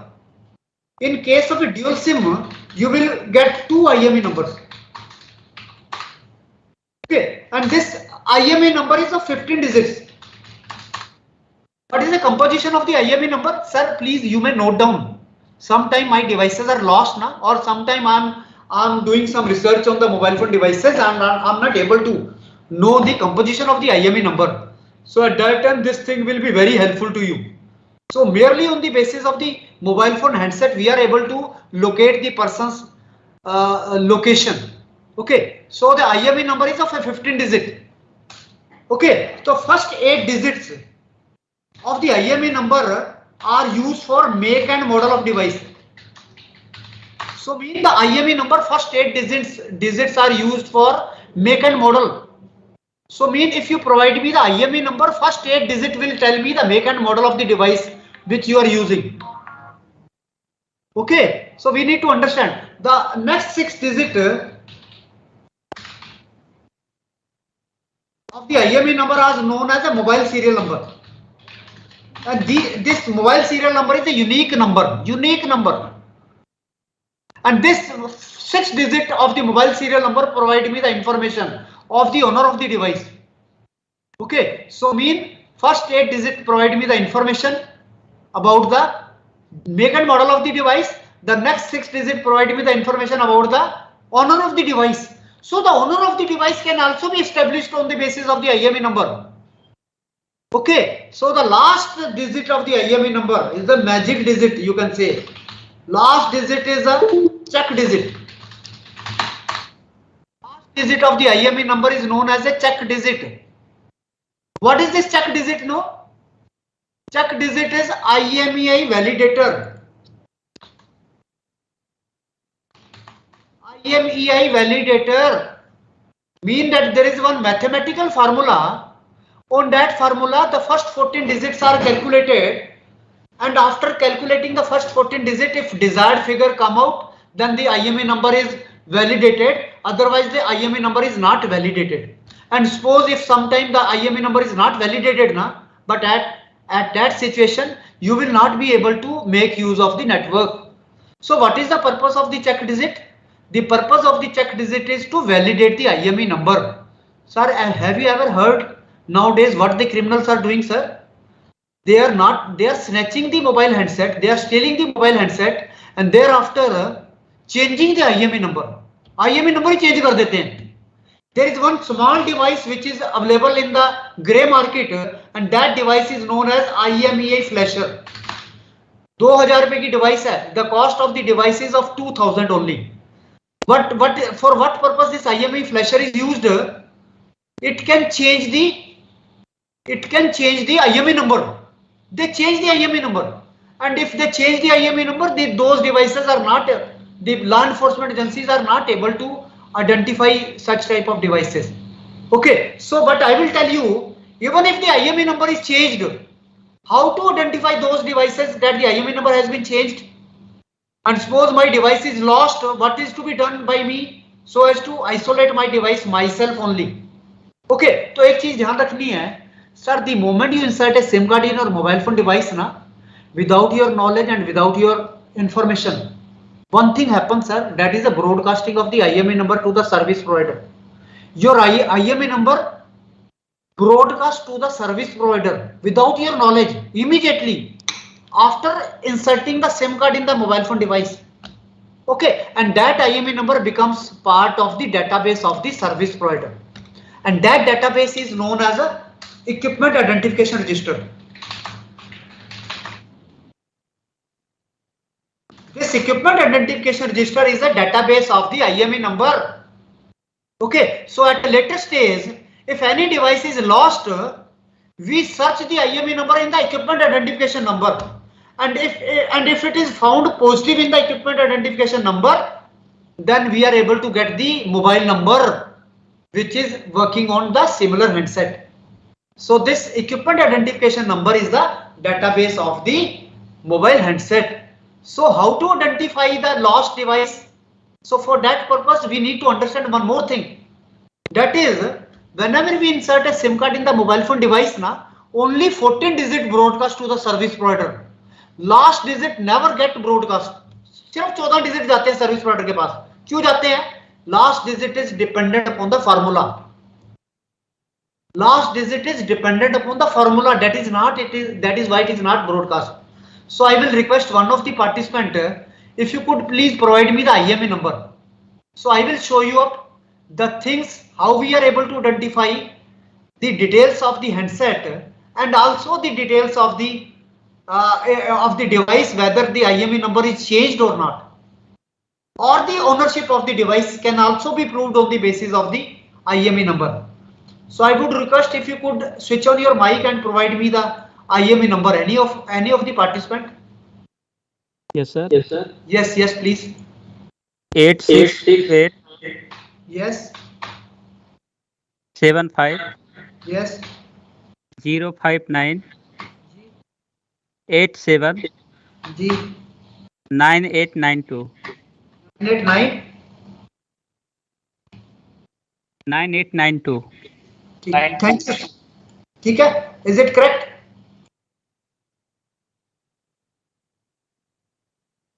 No, sir. Yes. 8687 5059. Sir, correct. Okay, thank you. So if we are able to get the IME number of any device, so what else we can do? We need to decode this device, decode this IME number. So how to decode this IME number? For that purpose, please note down, there are two websites which can decode the IME number into the make and model and the specifications of the device and the year of purchase of the device. And that those websites are www.imei.info and the second one is www.imeipro.info. So these are imeipro.info. These are two websites which decode the IME number into the details of the manufacturer and the details of the specifications of the device. So what I'm going to do, I'm visiting this website ime.info and then thereafter searching that same IME number. So here I will show you up. So when I enter this website, so in this website, enter the IME number here. The IME number is invalid. Sir 2 miss हो गया है 8628 862. Yes. Okay, thank you. Okay, so when I enter it will show me the captcha and just click on the captcha and then press verify. So within a minute's time, when you press the check button, so it has now provided me the information that this mobile phone device is Narzo Realme 58 device, and the specification of the complete specification including the picture of the device is there, and it is showing that it's a smartphone, dual SIM mobile phone, and this mobile phone specifications have been marked here. Okay, so is it correct, this Yes. information? yes sir correct So what else we will do? So suppose if we are able to come across with the IME number here, what we will do? We will visit the service center Realme. They are keeping the complete database of the point of sale from where this device was sold and also the details of the person to whom this device was sold. Okay, so the complete database is kept by the manufacturer. So that database is requisitioned by us when any crime is happening. Okay, suppose what happens, sir, if you are going to purchase any mobile phone handset, just before purchasing any second hand or any first hand mobile phone handset, sir, please verify the IME number first. Sometime what happens, sir, suppose you have come across with any IME number, and when you search the IME number in the public domain, like I have searched, here you are finding that the device is of Oppo device, Oppo A54 model. But in actual, physically when you view the device is Nazaro, this Realme device. So what you will assume at that time, that the IME number of this device is changed. Okay, so if the IME number is changed, you will find the conflict. आपको conflict नजर आएगा, conflict between the IME number information as well as the IME number which you get out of *#06#. Okay, so the IME number is very important when we carry out the investigation on the cybercrime or cyberspace. The criminals are making use of the devices. Okay, got it. So when your device is lost, the government of India has now created one portal. Are you aware of that portal? If the device is lost, what else you can do? You can block your device. You can unblock your device. You can put your device in the white list or gray list or the black list, or you can push for the tracing of your device, and that portal is www.ceir.gov.in. Central Equipment Identification Register, ceir.gov.in. Okay, so I'm visiting this website CEIR. So I'm just showing you up this CEIR, what this website is carrying. This website ceir.gov.in. There are many things which have been provided. So it is for the block and the lost files mobile phone device, or you can unblock the mobile phone device if it is found, or you can check the request status if you have filed any complaint online. So sir, sometime what happens, sir, if your device is lost, at that time the data which is lying in the device is more important. Okay, so you can exercise this website. Just visit this website and exercise those options for blacklisting or blocking of the stolen devices, and thereafter also unblocking the stolen devices.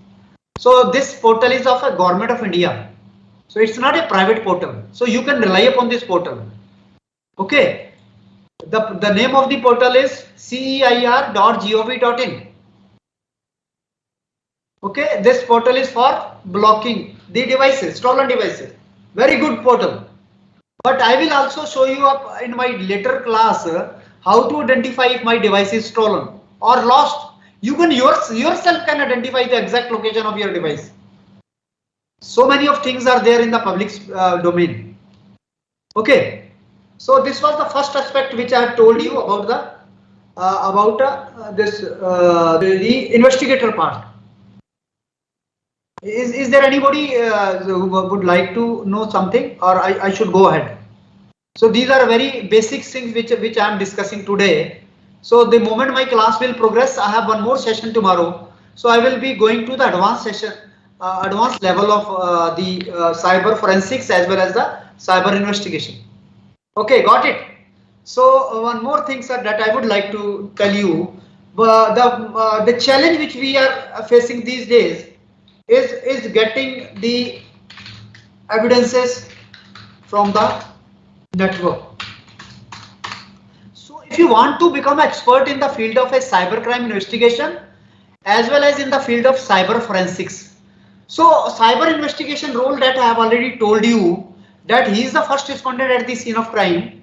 He identifies the evidences from the network as well as from the scene of crime. Thereafter send those evidences to the cyber forensic expert for extraction of data. So what is the role of the cyber forensic expert? The role of the cyber forensic expert is to extract the data from the digital devices. So the role is extraction of data from the digital devices sent to the expert, the police. Okay, and thereafter provide opinion on the basis of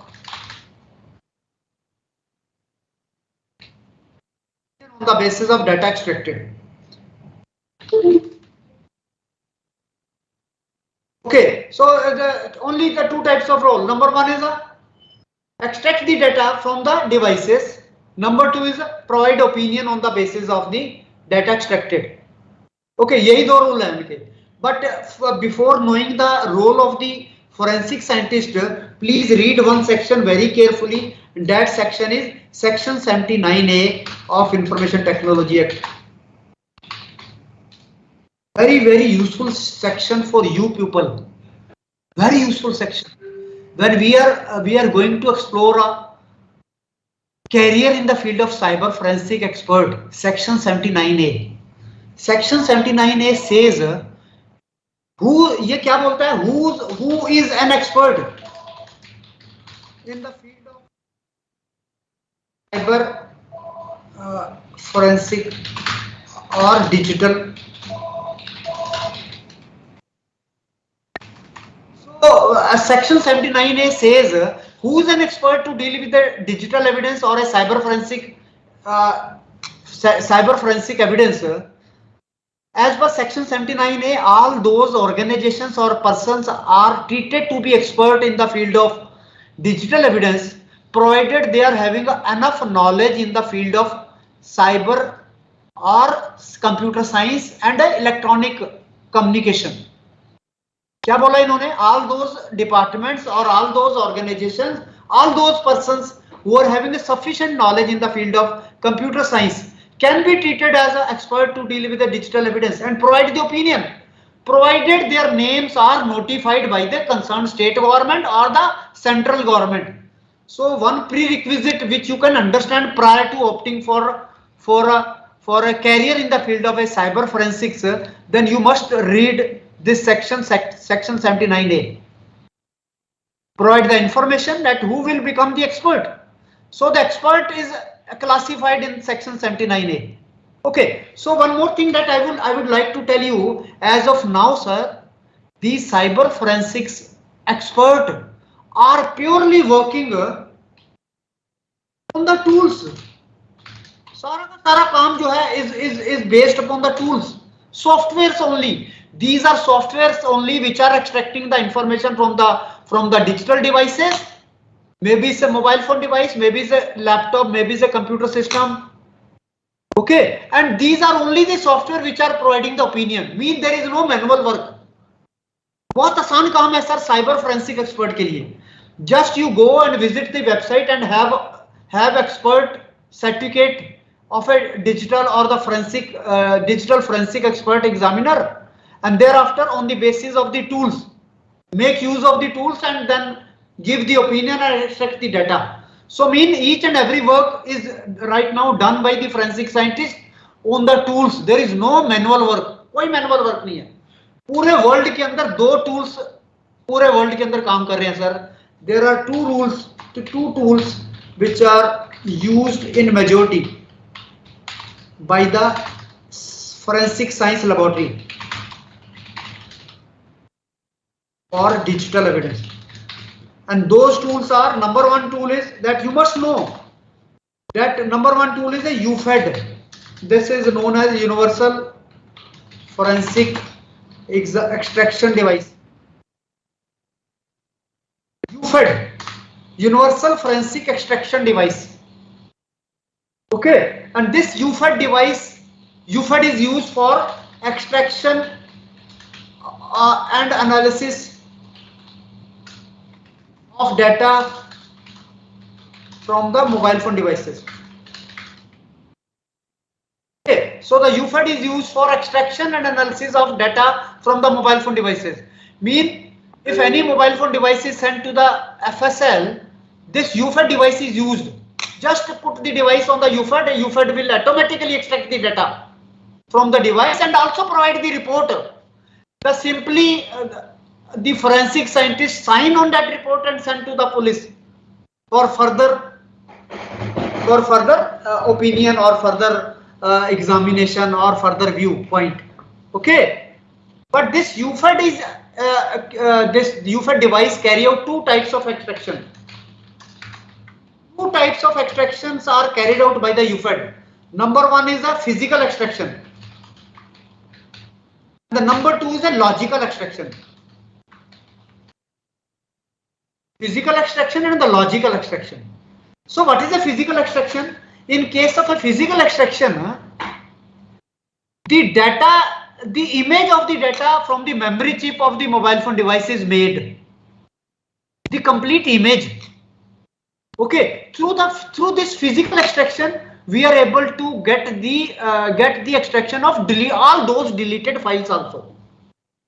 But through this physical extraction, we are not only able to extract the available files but also the deleted files.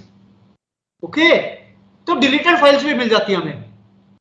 But in case of a logical extraction, we are only able to get available files from the mobile phone device. So it is not capable of extracting the deleted file. Okay, but whereas this physical extraction is capable of extracting the deleted file.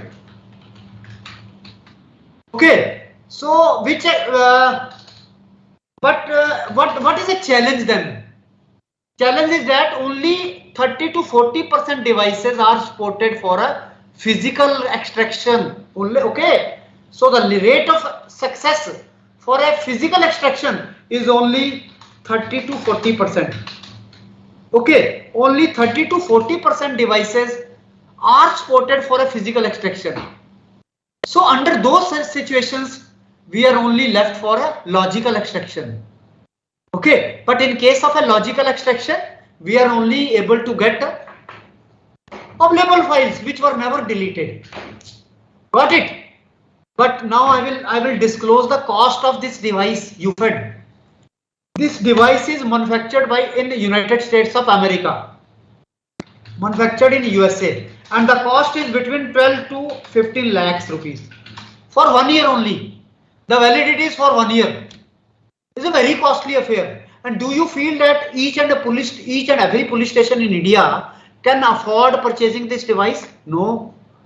So one more thing that I will suggest you, sir. Why don't we come forward and manufacture such type of indigenous device in India? There are very few developers in the country who have thought of developing such type of devices in India. So there is a great challenge, for we people, that why not we should come forward and train our students to please do carry out some researches in the field of developing such type of tools. Okay, so if you see now, the cost of this device should come out between 50,000 to 80,000 only. Whereas out of those import duties and the other duties, yes, somebody's mic is getting on. So because of the import duty and the other duties, the cost is escalated to 15 lakhs.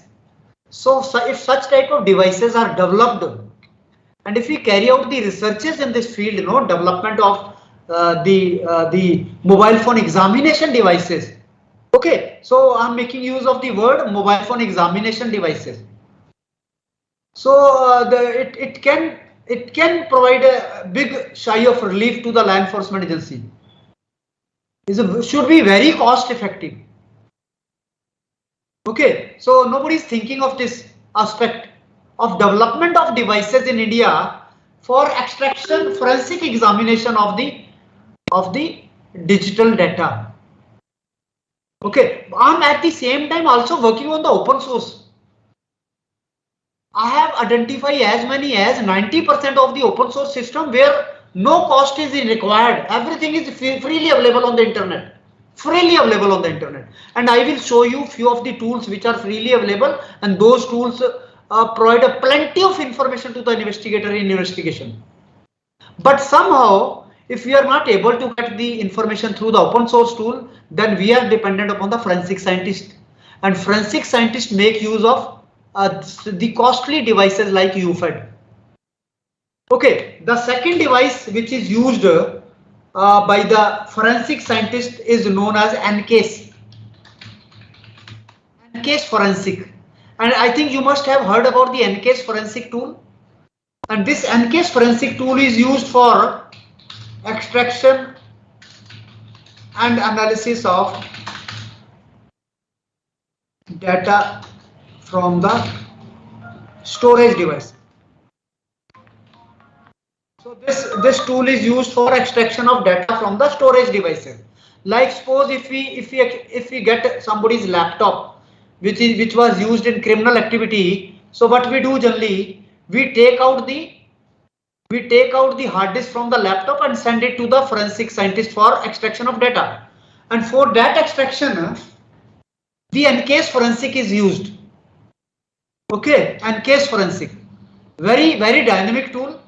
And through this tool, we are not only able to get the available files from the storage devices, but also the deleted files.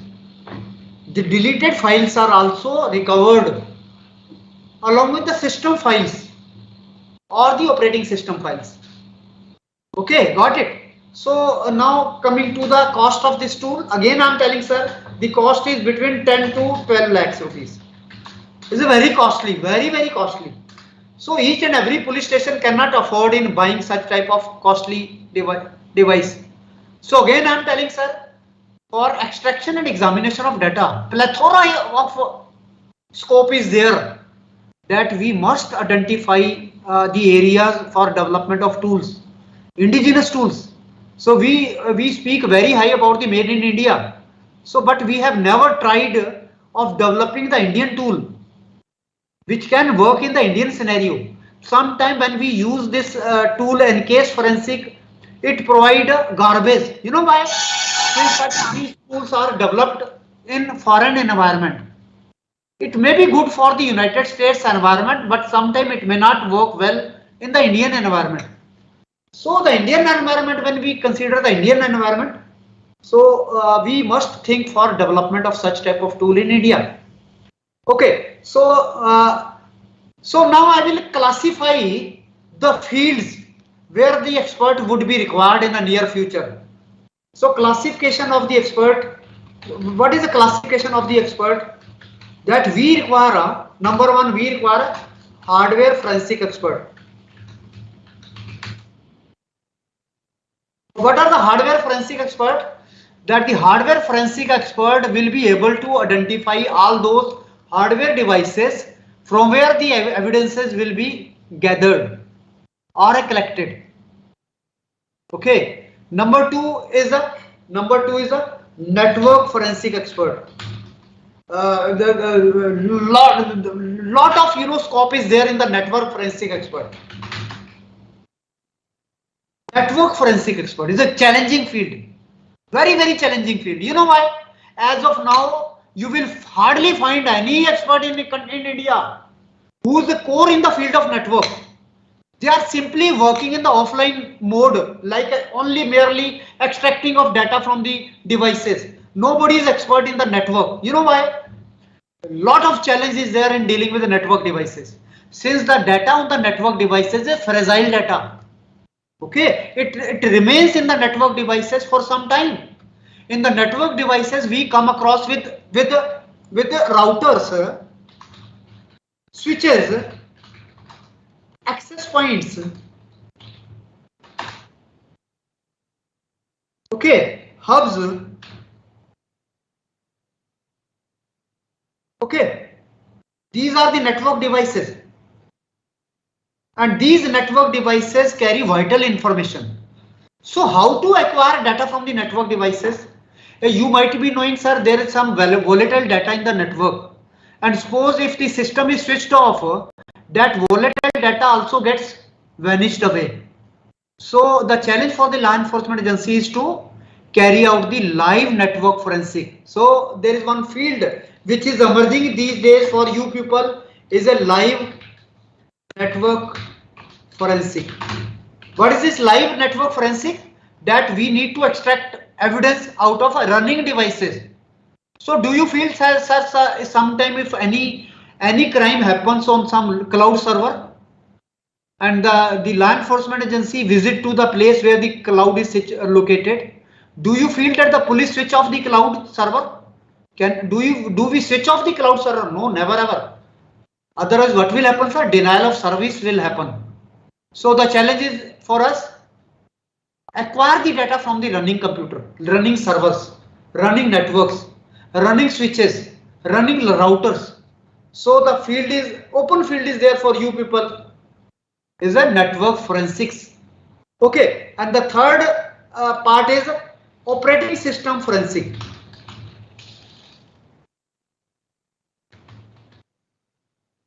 So it is also emerging field where the expert is very knowledgeable in the field of operating system analysis. Okay, operating system analysis or operating system forensics. We are making use of the operating system of a Microsoft Windows, Android, or iOS, or Macintosh. Okay, so the examiner must have got a knowledge in the field of the operating system. So the operating system keeps a variety of information, and those information can only be analyzed if the expert is having knowledge in the field of operating system. Okay, and the next field is also emerging field, and I must say that this field is required to be understood by each and everybody, and that is the registry forensic. Registry forensic. What is this registry forensic? That you must have heard that there is one component in the operating system which is known as a registry, operating system registry, and this registry keeps a variety of logs of the user activity. Variety of logs of the user activities are kept in the registry of the operating system. So have you ever entered into the registry of the operating system, sir? Have you ever tried entering into the registry of the operating system? क्या कभी आपने computer की operating system registry के अंदर visit किया है? Sir, wonderful information you will come across in the registry of the computer operating system, which maintains logs of each and every activity whatever you carry out in the computer system or the operating system. In this registry operating system, now one component I will discuss with you today. Thereafter, I will make a demonstration of that tool also. That suppose, for example, that there is one nowadays what the criminals are doing, no, they are not keeping a data in the local hard disk drive. They are making use of the removable memory devices for storing their important or valuable data which are used for the criminal activity. Okay, so if the criminals are making use of the removable memory devices, so from where I will be able to identify which removable memory device was used on the computer system, on which date this removable memory device was used? You got it? Sir, suppose sometime that I may come across that the criminals are making use of the removable memory device like a pen drive or USB drive on the computer system. So from which component of the computer system I will be able to identify how many removable memory devices or how many USB devices were connected to this computer system. And what is that device? What is the identity, name, make and model of that device? Sir, I have got one case in Gujarat. One person was caught alleged for making a live child sex and broadcasting it to the Arab countries. So there was one case in Gujarat. Please listen carefully. There was one case in Gujarat. One person was apprehended who was alleged that he was making use of the computer system for making a live sex of a child pornography, and broadcasting of that child pornography to the Arab countries. He was apprehended. So one computer system was seized by the police. When during interrogation of that person, alleged criminal, police asked him from where you were broadcasting the live sex. So that criminal told, sir, in my computer system there is no web camera. Do you find any web camera on my system? No. So how come, sir, when there is no camera, how come that I can broadcast the live sex? Okay, kar sakta, sir. There is no camera on the computer system. So the police got confused. So one of the member of the team, he rang me up. He asked me, sir, we are at the scene of crime. This computer system is alleged for making a live sex video and broadcasting live to the Arab countries, but we are not finding any web camera. So just we wanted to identify whether any web camera was used on the computer system or not. So sir, within 5 minutes, I identify not only the make and model of the camera, but also the serial number of the camera, and through that serial number of the camera, we were able to locate that device from the custody of the criminal.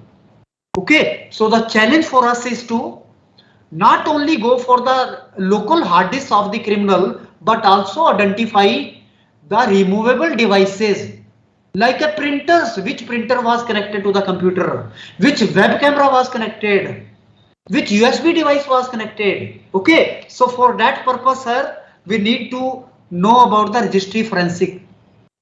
In the registry forensic, I will briefly disclose you one thing, sir.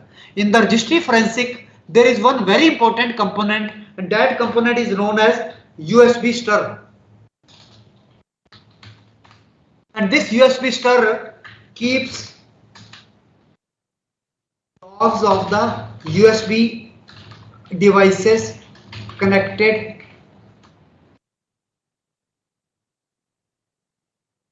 So for USB stir keeps the logs of the USB devices. USB devices may be the printer, maybe the web camera, maybe the mobile phone device, maybe the pen drive. Okay, it keeps the logs. So what type of logs it keeps, sir? Number one log is the label of the device. So label of the device means that sometime I connect a pen drive of a Kingston make. So by default the label will be the Kingston. So sometime I connect my mobile phone device. My mobile phone device is a Samsung A22. So my label will be the Samsung A22. Sometime I connect my printer, Canon printer. So the Canon printer and make and model will be my label. So this label is also captured by the USB stir. Second, log which is maintained by the USB store is the serial number of the device. Sir, do you know that the pen drive which you connect to the computer system is having a unique identity known as a serial number? Sir, have you ever seen the serial number labeled or embossed on the pen drive? Sir, have you seen any serial number on the pen drive? No. Sir, that serial number is recorded within the pen drive. Okay, and that serial number is captured by the USB store. Okay, number 3 log it is maintaining is a date of plugging and date of unplugging. So through the date of plugging and the date of unplugging, I am able to know on which date the pen drive or any other USB device was connected and on which date that device was disconnected. Okay, got it. So these all logs of the USB store are located in the window registry. So, but what is the difficulty in the window registry challenge for us is that we cannot directly interpret data which is available in the registry. It is not interpretable. It is in ASCII format. So we need to extract the data in a human readable format, and for that purpose the tools are required. Sir, one open source tool which is freely available that I will discuss with you. You can download it through after googling the information, and that tool is USB Stir or USB DView. This tool is freely available. You can Google this information, USB DView. So what I will do, I will run this tool. The beauty of this tool, one more beauty, that this tool is not required to be installed. It is a runtime tool. Just simply click on this tool. Within 1 minute's time, it will identify all those devices which were connected to the computer system. Okay, so I am just showing you the demonstration of this USB DView. Okay, this is a USB DView tool. I am running this tool. So, sir, how much time it has taken? Sir, is my screen visible to you? Sir, it is showing here. It is showing the name and label of the device, and here it's a serial number. Here it is showing the date of plugging. Here it's showing the date of unplugging, and you know, rest of the data is also very important. So much of data is fetched by this USB stir. So, sir, if my it is also showing, sir, one tab. Lenovo tab B410 was connected to this computer system on dated so and so, and the serial number of the tab is this one. So out of this serial number, I will be able to locate this device. Okay, so if you explore this information, so it is also showing the mobile phone devices which were connected. It is also showing the web camera which was connected to this computer system. Okay, and it is also showing the printing devices, make and model of the printer. You know, Canon MF240 series printer. Sometime what happens, sir? We come across the counterfeit currency note case at the scene of crime. So at that time, we need to identify the printer. Somebody's mic is getting on. Somebody's mic is getting on. I would request the host if you could intervene. SK is there? Somebody SK is Mr. Sarvesh. Your mic is getting on, Sarvesh. Thank you. USB DView. Sir, I would up till now I have though discussed very basic things. Just I'm waiting for my next session where I will go for the next advanced session where we will discuss about the VPN, websites, defacements, etc., how to trace those such type of cases by the law enforcement agency. But I would like to ask from the participant, is there any question from your side that the things which I have discussed right now in front of you? Sir, should I open the mic for the attendees now? Yes, you should open.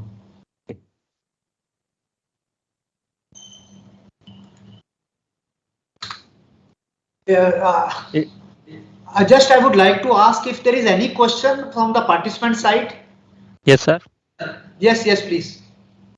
Sir first question is that कि आपने starting में ये बताया कि most of मतलब जो इस समय साइबर क्राइम विक्टिम्स हैं वो वुमेन्स एंड चिल्ड्रन हैं। हाँ जी, हाँ तो जी। सर इसके लिए क्या मेन रीजन है जिससे हम उनको अवेयर कर सके इस चीज से कि वो देखिएगा, इस चीज कर सके? हाँ, इसके लिए रीजन क्या है? The dependency of the women and the children on the devices have increased manifold. पिछले आपने देखा होगा कोविड के दौरान में तो we were connected attending the online classes. तो हमें देखिए दो एस्पेक्ट यहाँ पे देखने होते हैं। Number one, whether the children who are using the devices are those monitored by their wards और नॉट। कोई इनको मॉनिटर नहीं कर रहा, कोई नहीं मॉनिटर करता उनको, और वो क्या कर रहे हैं? They are getting entrapped by the criminal. Okay, there is no monitoring mechanism. और एक और बड़ा चैलेंज हमारे लिए आ रहा है, पता क्या चैलेंज आ रहा है? The addiction of the devices बहुत बढ़ गई। अभी तो ड्रग से भी बड़ा खतरा, ड्रग एडिक्शन से भी बड़ा खतरा है मोबाइल फोन एडिक्शन का। अब मोबाइल फोन एडिक्शन के बहुत सारे केसेस आ रहे हैं। Now it is at alarming stage. Alarming stage के ऊपर आ गया ये। अब इसका de addiction is very very difficult. De addiction of the mobile phone devices. आप खुद भी देखिएगा sir, if you get a free time some time out of your busy schedule, what you will do? Will you be discussing some important matter with your family? No, you will simply आपका जितना भी free time होगा you will आप अपना सारा का सारा free time जो है वो अपनी डिवाइसेस पे खर्च कर दोगे। इसीलिए आप देखना, अभी पहले बच्चे क्या होते थे हमारे टाइम में, जब भी हमें फ्री टाइम मिलता था ना, we used to read newspaper, we used to go outside for outdoor games, we used to discuss a matter with our family members। अब वो सारा खत्म हो गया। अभी तो फैमिली सिस्टम ही खत्म हो गया। Now the family has become a individual family, only one single person is a family. और जो भी फ्री टाइम मिलता है उस फ्री टाइम में the people are wasting that time on the devices. So alarming stage is, अगर अभी timely action ना लिया गया बच्चों के लिए, टाइमली एक्शन क्या है? वो एक्शन है time management. Time, nobody is bothering about the time management. Students are connected on the devices, पता है कितना? 24/7। अगर आप रात को 2 बजे भी देखोगे तो you will find those people online. 24/7 they are connected on the devices. So the time management is required. And how to manage this device time management? There are many applications which are available which can manage your time. You can apply a time management filter on the device. After a particular time the device will automatically switch off the internet connection on the mobile phone device.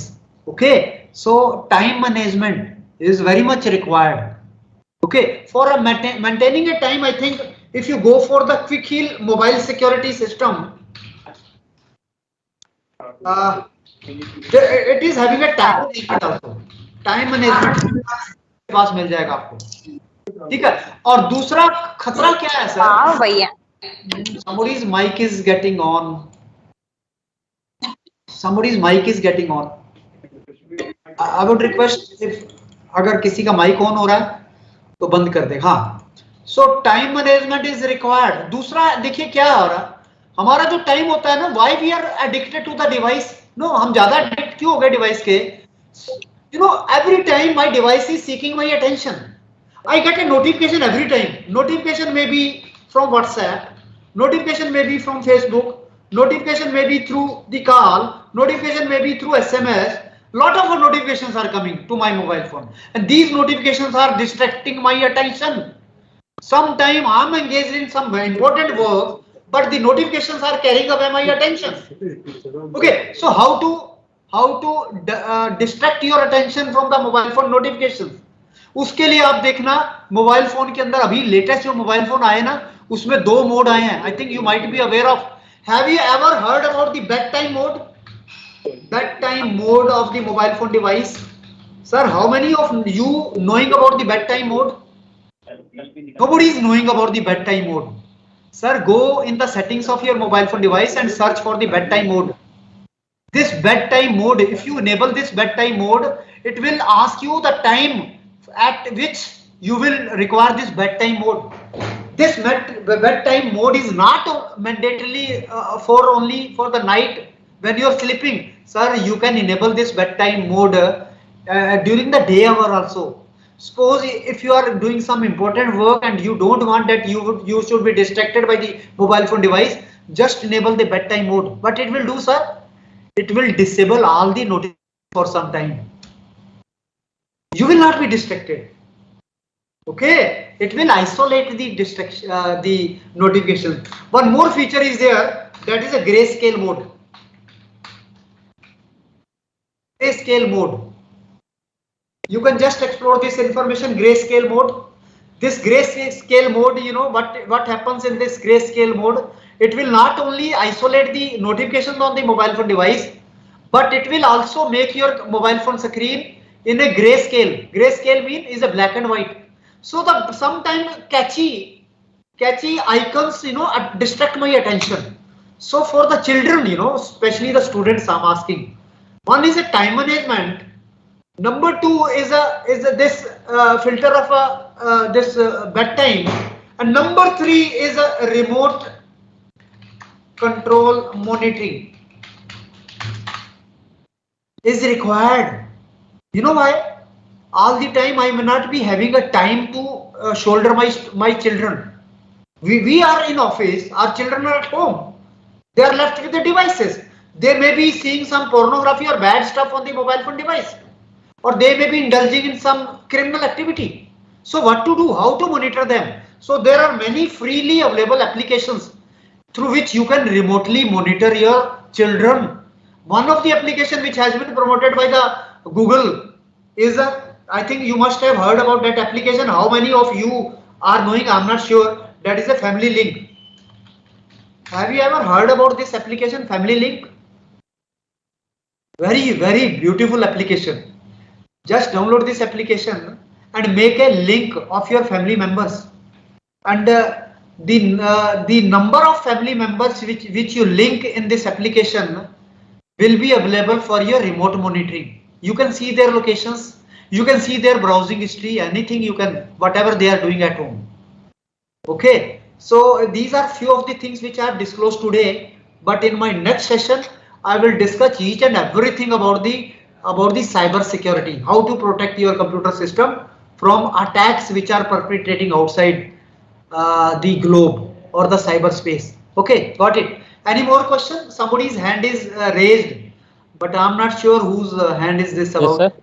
Yes, please. Sir जैसे आपने बताया कि जैसे हमारे system से अगर connected devices रहेंगे तो वहाँ से एक हम मतलब अगर सिस्टम से कनेक्टेड है तो अटैक हो सकता है ज्यादातर। जैसे आपने बताया कि यूएसबी डिवाइस, ये जो आपने बताया यूएसबी व्यू करके जो टूल्स है, इससे हम ये पता कर सकते हैं कि कितने डिवाइसेस कनेक्टेड हैं, तो उन सारी चीज़ों को हम रिमूव कर सकते हैं। लेकिन अगर बाय नेटवर्क कोई कनेक्ट है, या ऐसा कभी कभी होता है कि जैसे मान लीजिए सोशल मीडिया के थ्रू हम कनेक्ट हैं, कुछ लोगों को हमारा मतलब एक तरह से कैसे सिस्टम हैक है, तो इस चीज़ को हम कैसे आइडेंटिफाई करेंगे? बिल्कुल पता लग जाता है इसका।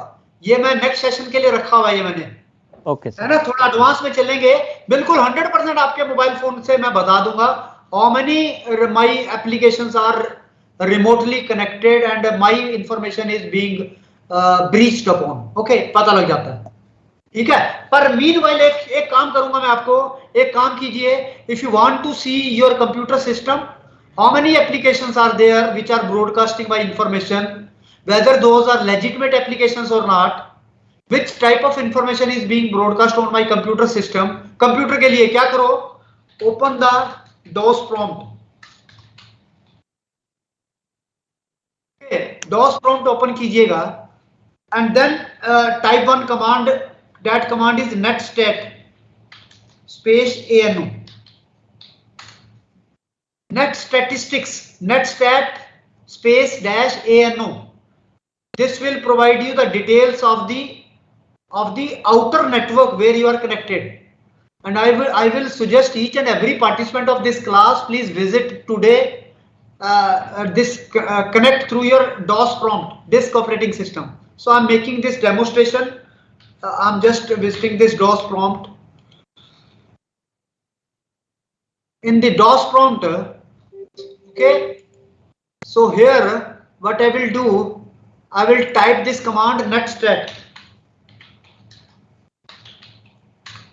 You know, immediately after clicking this netstat ANO, you will be getting the, you know, this list of the IP addresses, the foreign IP addresses and the local IP addresses.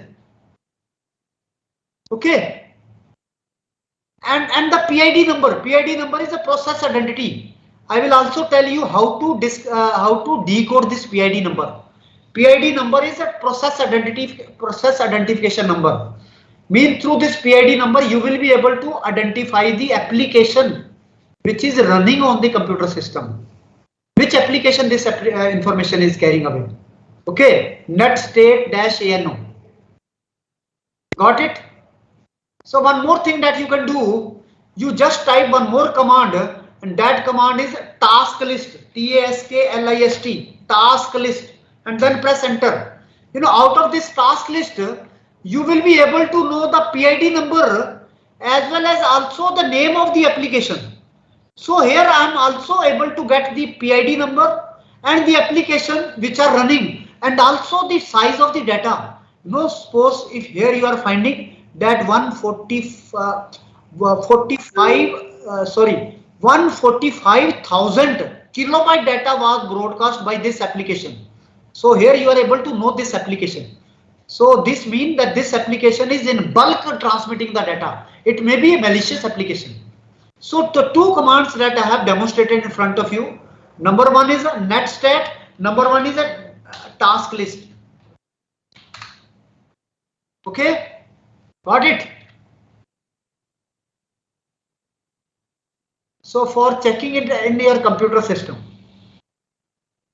So just explore today. Tomorrow I will ask some question from you that whether you have identified any remote foreign server or any application which is broadcasting the information or through the PID number. Okay. Any more questions from the participant side? Hello, sir. Good evening, sir. Very good evening. Sir, I want to know whether once the browsing history is First of all, ma'am, please introduce yourself. Sir, I am Nageshwari, sir. From? My name is Naga Ishwari, sir. Okay, you are from which place? I am from AP, sir, Andhra Pradesh. Andhra Pradesh. Namaskaram Mandi. Nalla irikingla. Okay, sir. Thank you. Yella yes, please. Sir, once if the browsing history is deleted, can we get back that browsing history? Yes, if the browsing history is deleted, anything which is deleted on the computer system can be recovered back. So in that case, what we need to identify, the extension of file which keeps the browsing history. Okay, so through that encase forensic, we are able to extract not only the available files but also the deleted files, and those deleted files also keep the browsing history. Okay, even sometime you are browsing the incognito mode can also provide us some information from the computer system, like a keyword search. Each and every keyword, whatever you are typing on the computer system, is being logged by the operating system and the registry. I have many cases through which the deleted files were removed, but still from the keyword search from the deleted files we were able to identify the criminal or the browsing history of the user. Okay, ma'am. Is there any simple way that you may be requiring a tool. Okay, but in my next session, I will tell you the open source tool through which you will be able to navigate to the deleted files of the browsing history. Okay, but for I'm giving you one clue. That clue is that there is one file which is kept in the registry by the operating system, and that file is known as a index.dat file. Okay. This file keeps the browsing history and the browsing data. Okay, for extracting the index file, we may make use of one tool which is freely available, and that tool is known as a index viewer. Okay, and one more tool with a trial version of that tool is available, which provides us the deleted browsing history data. Okay, and that tool is known as Internet Evidence Finder.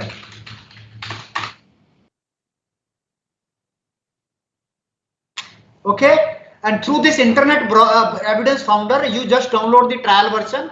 You will be able to even not only the available browsing history, and the deleted files are also displayed. Okay.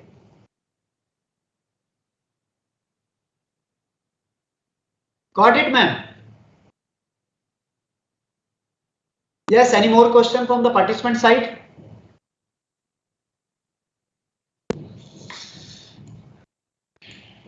Is there any question from the participant? Yes, sir. One or two hands are still raised. Yes, from Mr. Prashant. Mr. Prashant. Yes, Prashant ji, is there any question from you, sir? हाँ sir, बिल्कुल एक छोटा सा question है. Nice to see you after a long time. Attended your sessions before also. I am glad to attend one today. मैं YouTube पे था तो मैंने कहा क्वेश्चन पूछना है सर से, तो फिर लिंक को यूज किया. एक छोटा सा क्वेश्चन है सर. आजकल जो है व्हाट्सएप पे हमको लिंक आता है कि आप अगर कोई लिंक प्रेस करें तो आप 4G कनेक्शन से 5G कनेक्शन हो जाएंगे. वो मैलिशियस लिंक है, और जिससे जो है बैंक अकाउंट, जो नेट बैंकिंग और वो मोबाइल ऐप्स जिसमें पेटीएम वो सब करते हैं, उससे कैसे बचना है, उसको कैसे आइडेंटिफाई करना है, इसके बारे में अगर आप कुछ बता सको तो बोलो. हाँ जी, हाँ जी, बहुत ही अच्छा क्वेश्चन किया है प्रशांत जी ने. Nowadays what is happening, criminals are entering into my mobile phone devices or the computer system through the malicious link. Those malicious links are the crafted links which provide the backdoor entry to my devices to the criminal. Or sometimes some applications are embedded in the link. Those applications get triggered the moment you click on the link. So how to identify whether any link is a malicious link or not? So please note down, 2 websites are there, or I would suggest one application is also there. And that 2 websites are, number 1 website is www.virustotal.com. Number 2 website is www.urlvoid.com. And for making use in your mobile phone device, you can by visiting the Play Store, please download one application. That application is Total Virus. Very, very good application, Total Virus application.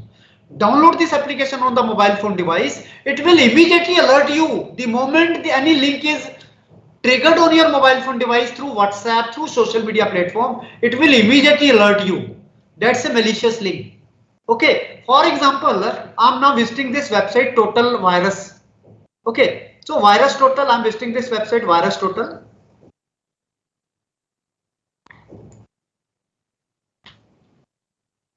On this website, there are many options available for the user. Just you can check the file. Sometime what happens, sir? The criminal bind the APK file. Are you aware of the APK and the exe file? I think everybody might be knowing about the .apk file. Android is having an APK extension, and the exe file, everybody is knowing that the exe file is the application file. Sometime the criminal bind the APK file in the PDF or JPEG. Okay, so you will simply receive a JPG file or the PDF file. The moment you click on the PDF file, it will unpack the file attached to the PDF file. That file will be the malicious file which will load on the computer system and provide the remote access to the perpetrator or the criminal. Okay, so just I am making a demonstration. Suppose you have visited this your Virus Total. Here you can upload the file and check whether it's a malicious or not, or you can even check the URL. Somebody has sent you a link, just enter the link here and then press go button. So just I will try to check up if there is any link which is available with me. So just for the demo purposes, so just wait, I may carry some of the link. Just there was one link recently sent on the WhatsApp to many WhatsApp user. to visit this site and have some free gift vouchers. So if I enter this link here, I just want to check up whether this link is carrying some malicious thing or not. So I will enter here and then press enter. So sir, are you able to see the report card? What this link is about? It is raising alert that this link is a malicious link and is a phishing link. Phishing link means that the moment you click on this link, it will ask you some your bank details. Okay. So out of there are 250 various this antivirus companies, this analysis is carried out. So one company, this Google Safe Browsing, has identified this link as a phishing link. Okay. So similarly, there is one more website. That website is this virustotal.com. Sorry, that I have told you, that is a URL void. Okay. So these are the two websites where you can analyze your link prior to clicking. And I must suggest you, sir, please never ever click any link directly, or just go for the analysis of that link through the virus total, or you just simply download an application virus total on your mobile phone device. It will not allow any malicious link to trigger. Okay. Yes. कोई और Prashant ji clear है? I guess no more questions, sir. Thank you. और कोई Sir, no, sir. On the behalf of organizing committee, I would like to thank you, for sharing this valuable information on how to keep oneself safe from criminal attacks, cyber attacks, and sir, eagerly waiting for tomorrow's session Yes, on sure. advanced Today was a very concepts. basic session. Tomorrow I will have a more of a demonstration type of things. Yes, sir. Thank Sir, you. one request from the participant side, if you can please share this Word document which you have Yes. written some.